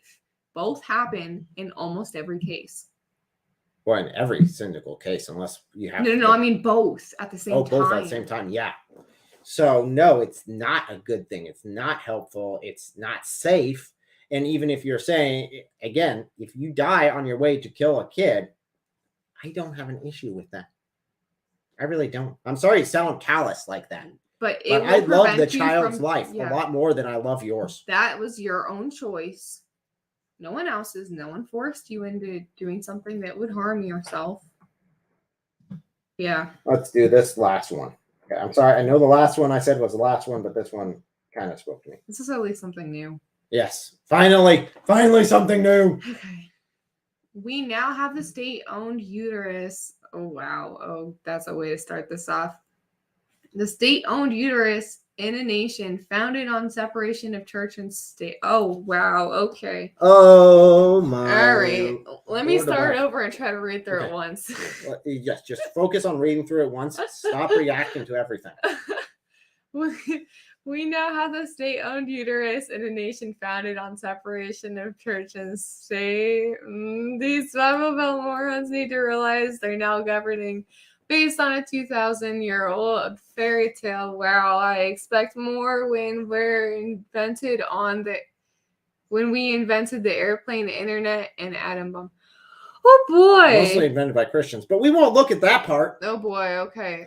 Okay. Yeah, so let's work backwards down. Then. Yeah, let's work from the end. Oh, work from the end? I'll work from the beginning. Well, you already said, yeah, mostly invented by Christians. Why? Because Christians love the pursuit of these things. They love to understand how God works. And most of our founding scientists that we have out there, such as Sir Isaac Newton and many others, were Christians. In fact, they wrote why they did science. They did science because they wanted to know the Creator better, because they believed they had a logical God, and because he is logical, they figured they could figure out how the world and the universe worked, such as gravity, such as many other discoveries that we have, such as the airplanes. For pity's sakes, those were two Christian Ohio boys who did that one.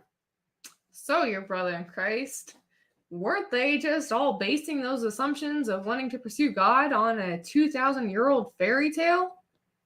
Well, if you say fairy tale as,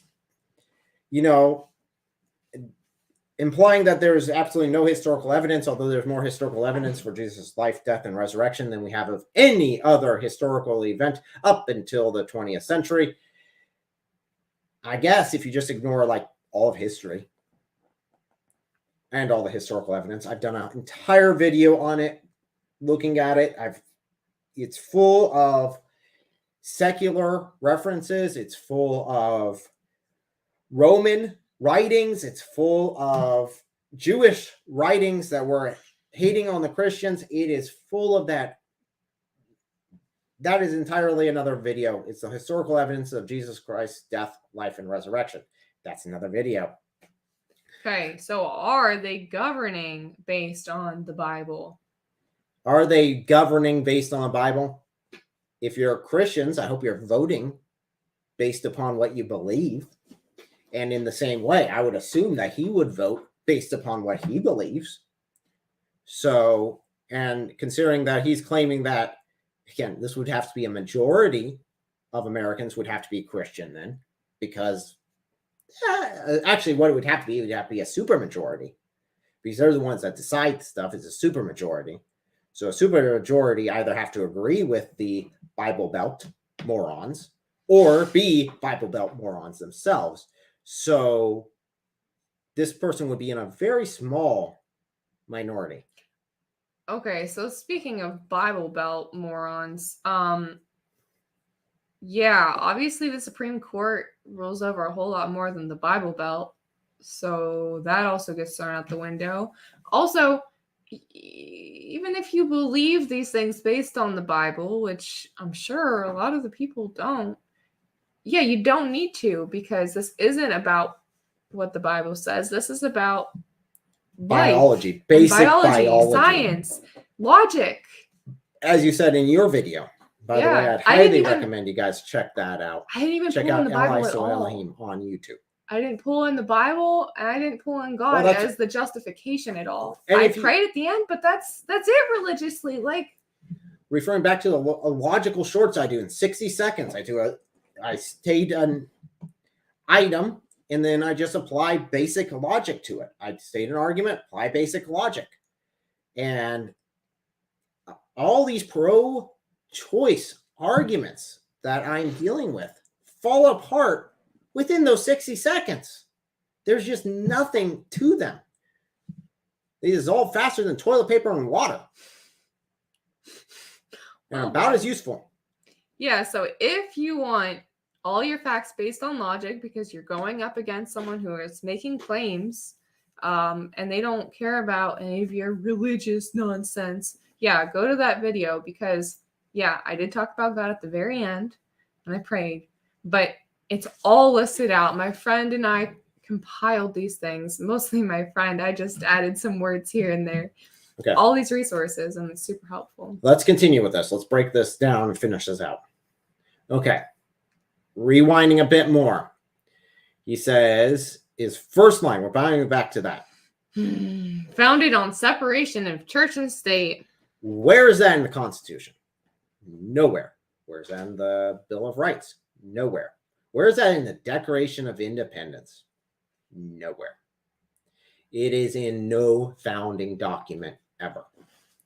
The only reference, and this is the only reference, is in one letter from one of our founding fathers to a church, a Baptist church, telling them, hey, we're not going to tell you what you can and can't say in your church. That was all it was. Now, do remember, in context, taking this in context with history, I know a lot of people don't like doing that, but you know me, I like context. So taking that in context with what these people just left, they were English people who left the Church of England in order to seek religious freedom in America. The Church of England is run by the crown. There's a whole history behind that of why, but that is what they came from. And basically, the only thing that letter is saying, hey, we're not going to dictate to you. We're not going to act like the king did over there. This is a completely different structure. This is a completely different. And that has been taken and applied incorrectly. Yeah, the complete opposite way. Complete opposite way. It wasn't that we were going to dictate to you, but now it is that you shouldn't have any religious beliefs whenever you go to vote. You shouldn't force your religion on anyone. No, that's not separation of church and state. If we are Christians, we believe that we are accountable to a creator, to a God above us, and we will one day be held in that account. And if we believe that is true, then even our voting should mirror that belief. So state-owned uterus. We are finally to the beginning of this again. Okay. First of all, again, this is not state-owned anything. It is the states deciding. It counts on what you're referring to as the state. Because there's an older phrase that would have meant the entire federal government. If he's attending the entire federal government, he's out to lunch on that one, because up a creek without a paddle on that one, because dude, seriously, come on. And if he means the literal states, plural states, each individual state will decide for themselves accordingly. That doesn't mean they own anything. They're just saying, hey, it's for them to decide. And guess who puts those people who are making that decision in those states into power? Oh, wait, it's the people they're representing. So if they, like California, want abortion all the way up till they're coming out of the birth canal and they can stab a knife into the child's head, then that will still be legal in California. In New York, if they want to kill a child up to a year, that'd still be legal in New York. If in North Carolina, South Carolina, Florida, they want to make it illegal, then it will be illegal. You could literally drive from one state to another. You can do that in a day. Just to let you know, you can do that. Yeah. So, no, it's not state-owned uteruses in any way, shape, or form. So, okay. So I think we are good for today. Thank you guys so much for joining us. We're going to go ahead and wrap it on up. We got a couple of other things real quick. Let's go through the comments, finish those out. We'll finish out your guys' chat. We'll go back to big screen of us. Woo! We made it. We made it through the slog of Twitter. We saw some good tweets. We saw some bad tweets. We saw a lot of bad tweets. But in the end, I hope you guys have learned something, that there was value given to you. And let me know if you guys enjoyed this, because we could very possibly do this again, where we just go through what people are saying on Twitter and just be like, okay, let's actually examine what people are throwing out there. And let's acknowledge what they're saying and deal with it.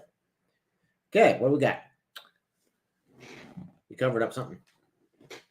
Tyree says, does this person not realize there are activist missionaries that go to other states to push their agendas, push their state's agenda to the rest of the U.S.? They have their own set of beliefs they want to force on all. Yeah, everyone has beliefs. And atheists have beliefs. There's nothing wrong with having beliefs. And if you think that your beliefs are right, which I hope you would, because why would you believe something that you know is false? It makes sense. That would make no sense. You want to share your beliefs. That's good. But to act like you don't, and it's just horrible, everyone else is the only one who actually cares about sharing. Yeah. And there's also a difference between sharing and pushing, which is something that the left says a lot is they make these claims that we are pushing agendas. Or we're pushing our religion. I'm like, okay, first of all, I get a lot of comments on my videos. You're just pushing your religion. I'm like, you pushed the button to click on the video, didn't you? You literally saw this is from a channel called Your Brother in Christ, right? I'm not hiding anything. It's right here. It's all over this right wall. Here. It's all over this wall. This is not, I'm not hiding my religion in any way, shape, or form. I'm not being deceptive. You know what you're getting yourself into, and you chose it still. So yeah, not forcing this on anyone. And you can stop the video too. They do try to force it though, so that you can't go anywhere else. You can't get away from it. You have to send your children to these schools where these things are forced and taught, and then not protected, and then blamed on the people that actually obey the law, as if they're evil people. So, okay. But praise God, all this said, praise God for his love for these unborn children, for his love for all of his children that he created, for his sacrifice for all of his children, opening it up freely to anyone who would accept him. No, they do not want to silence religious people. They just want to silence those religious people that disagree with them. I was actually having a chat with someone on the comment section, which was telling me how wrong I was for believing certain things, and that they're not going to tell me that my religion was wrong. It would just be better if I didn't talk about it. So, in other words, I should keep quiet unless you approve my speech. That's what it came down to. It's like, I'm not telling anyone in this video what they have to believe. I'm just saying, this is what the reality is. Yeah. We're going to give you guys the information. You guys can do with it what you want. So, but you may not murder children. Do this real quick. Leave this up to a Q&A while we're wrapping this up and talking about this. Throw it in real quick here, guys, into the comment section. Is there anything we missed? We're trying to be up to that on the comments.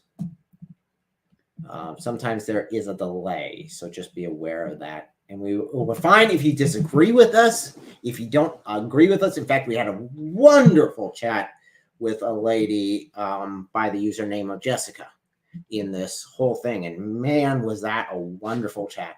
She disagreed with us 1,000% when she came here. Yeah. I'm not saying that's how she disagreed with us when she left, but at least she had the conviction. And I respect that conviction. She had the conviction to stand up and say, I disagree with you guys. Because that takes guts. That takes guts to stand up and say, hey, I see this live chat. I see everyone agreeing with you. I'm going to say I disagree. And then take on the responsibilities there. And I hope everyone was respectful in the chats. Believe me, I will have deleted you. I know, Isaac, you keep getting flagged. I don't know why. YouTube just absolutely hates you. I'm sorry. I keep permitting it. Maybe I should just make you a mod and get it over and done with. Yeah, but you make Isaac a mod. You know what?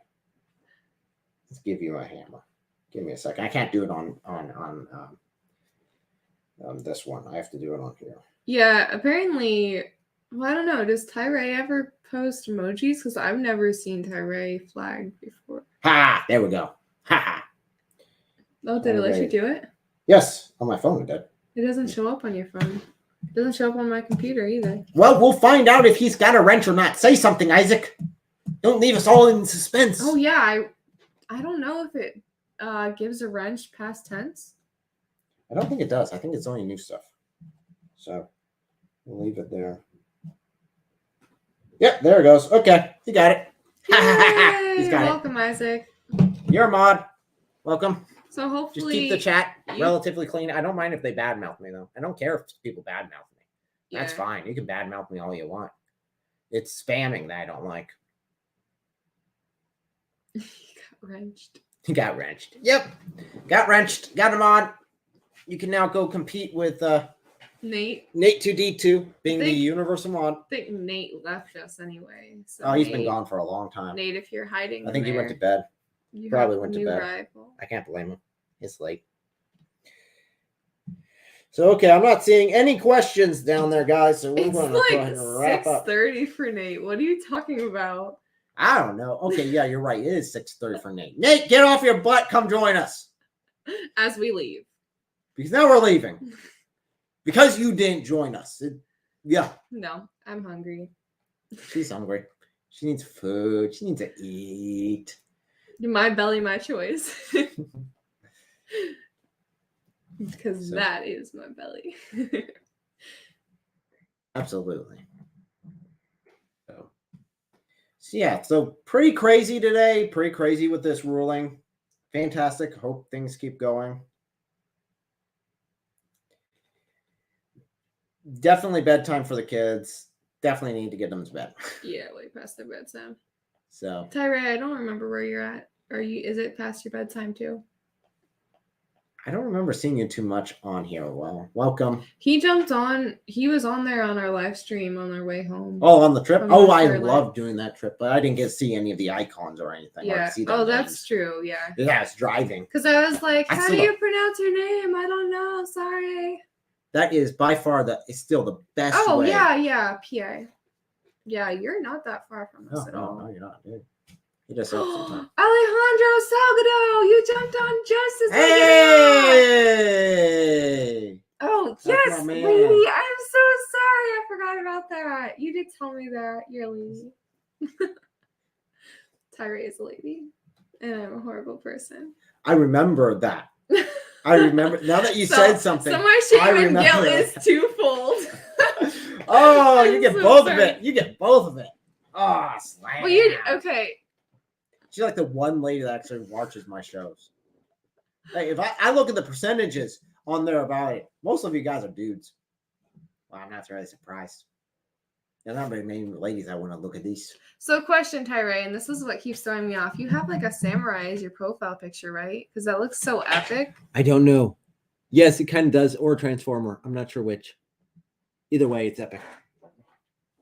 I look really close out of the screen. So, Alejandro waves and says, "How have you two been?" how about we two been good? We just went through the slog of Twitter, and we did some other interesting tweets. Most of them the same. Yeah. Most of the same garbage being put out, and then once you actually apply any logic or intelligence to it, it just absolutely falls apart.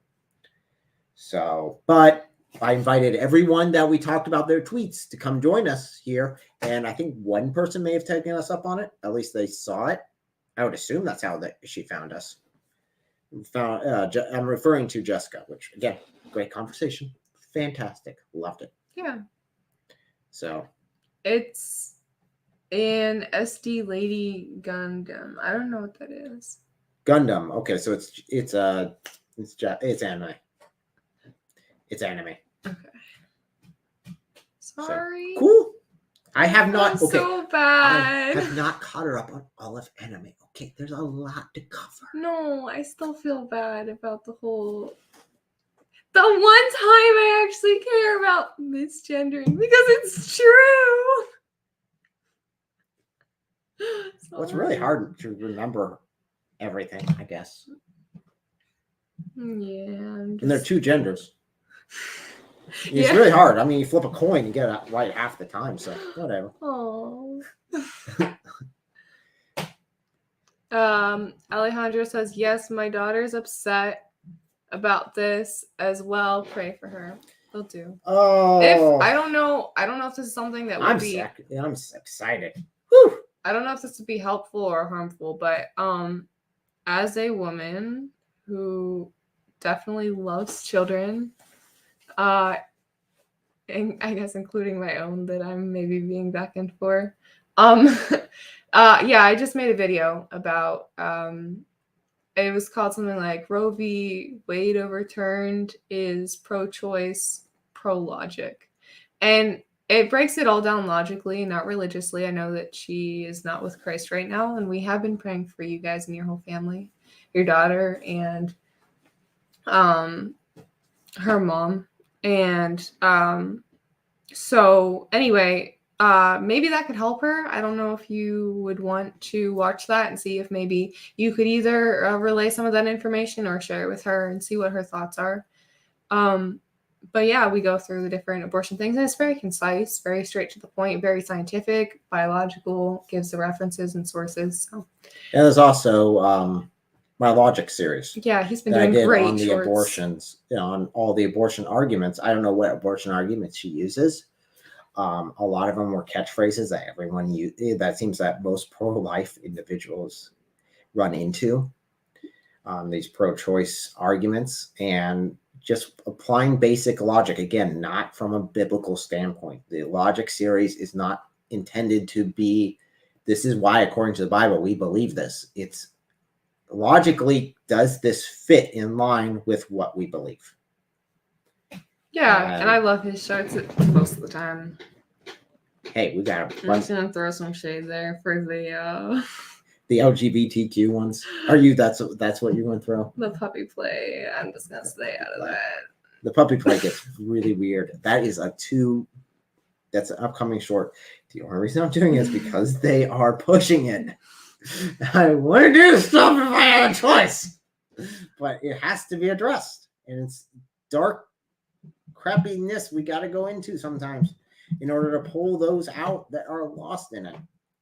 And I've got that one. I think that's one of the last two. So I think that comes out next week. And then after that, we've got the Logical Quran coming out. And that has been by far my most voted requested one. So we go through the Quran and talk about the logics.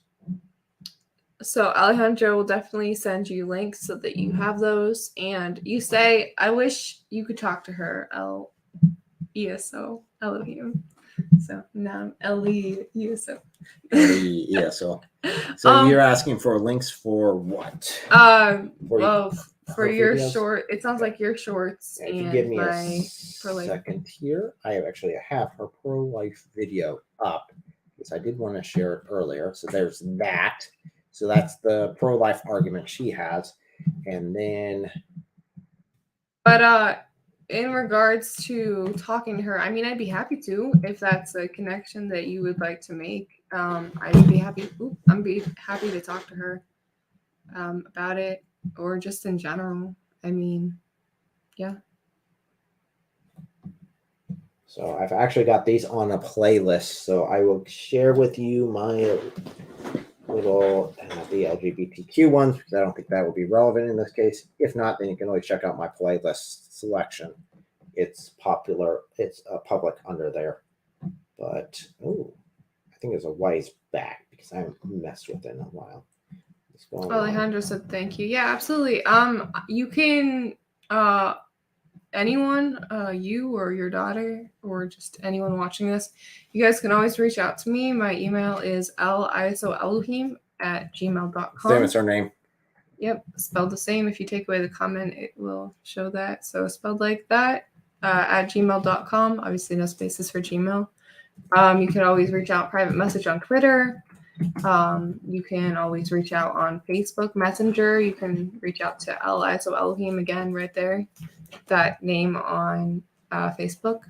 And then there's the playlist of the shorts as well. Those will, again, break down the most common objections. I think I did 20. I wanted to say 20 of them, but I might have. And that's more. for pro-life. The pro-choice arguments that are broken down. A lot of them don't. All of them don't last more than 60 seconds with me. So you can go ahead and right click on those links and pull them up in new tabs so you have them for later. But if you need them, again, just let us know and we'd be happy to send them to you on Twitter or whatever still, if you need that still. Absolutely, Alejandro. It's always a pleasure. So let's go ahead and end in prayer here as I go over here and put the Q&A down, because it's really weird to have Q&A on top of your heads when you're praying. I know we're asking God questions and he's answering. That is good. So, Lord of heaven and earth, we come before you. We thank you for this massive turn in your favor. We ask that this is an opportunity for people to come to know you better. We offer this situation up to you. We ask for guidance of those who are in charge. We ask for protection of church and pregnancy centers. We ask that you protect those who want to serve the weak, who want to serve the unborn. We ask for protection over everyone tonight, that there is no violence, and those who specifically go out to cause violence to fall upon it themselves. In the name of Jesus Christ, I pray. Amen. God, I also ask that you will stir up the hearts and minds of those who have had a past in these things, but have a future in you. God, show them the way to you. Show them the way to love and to repentance and forgiveness and to seek life in you, through you. Your will be done.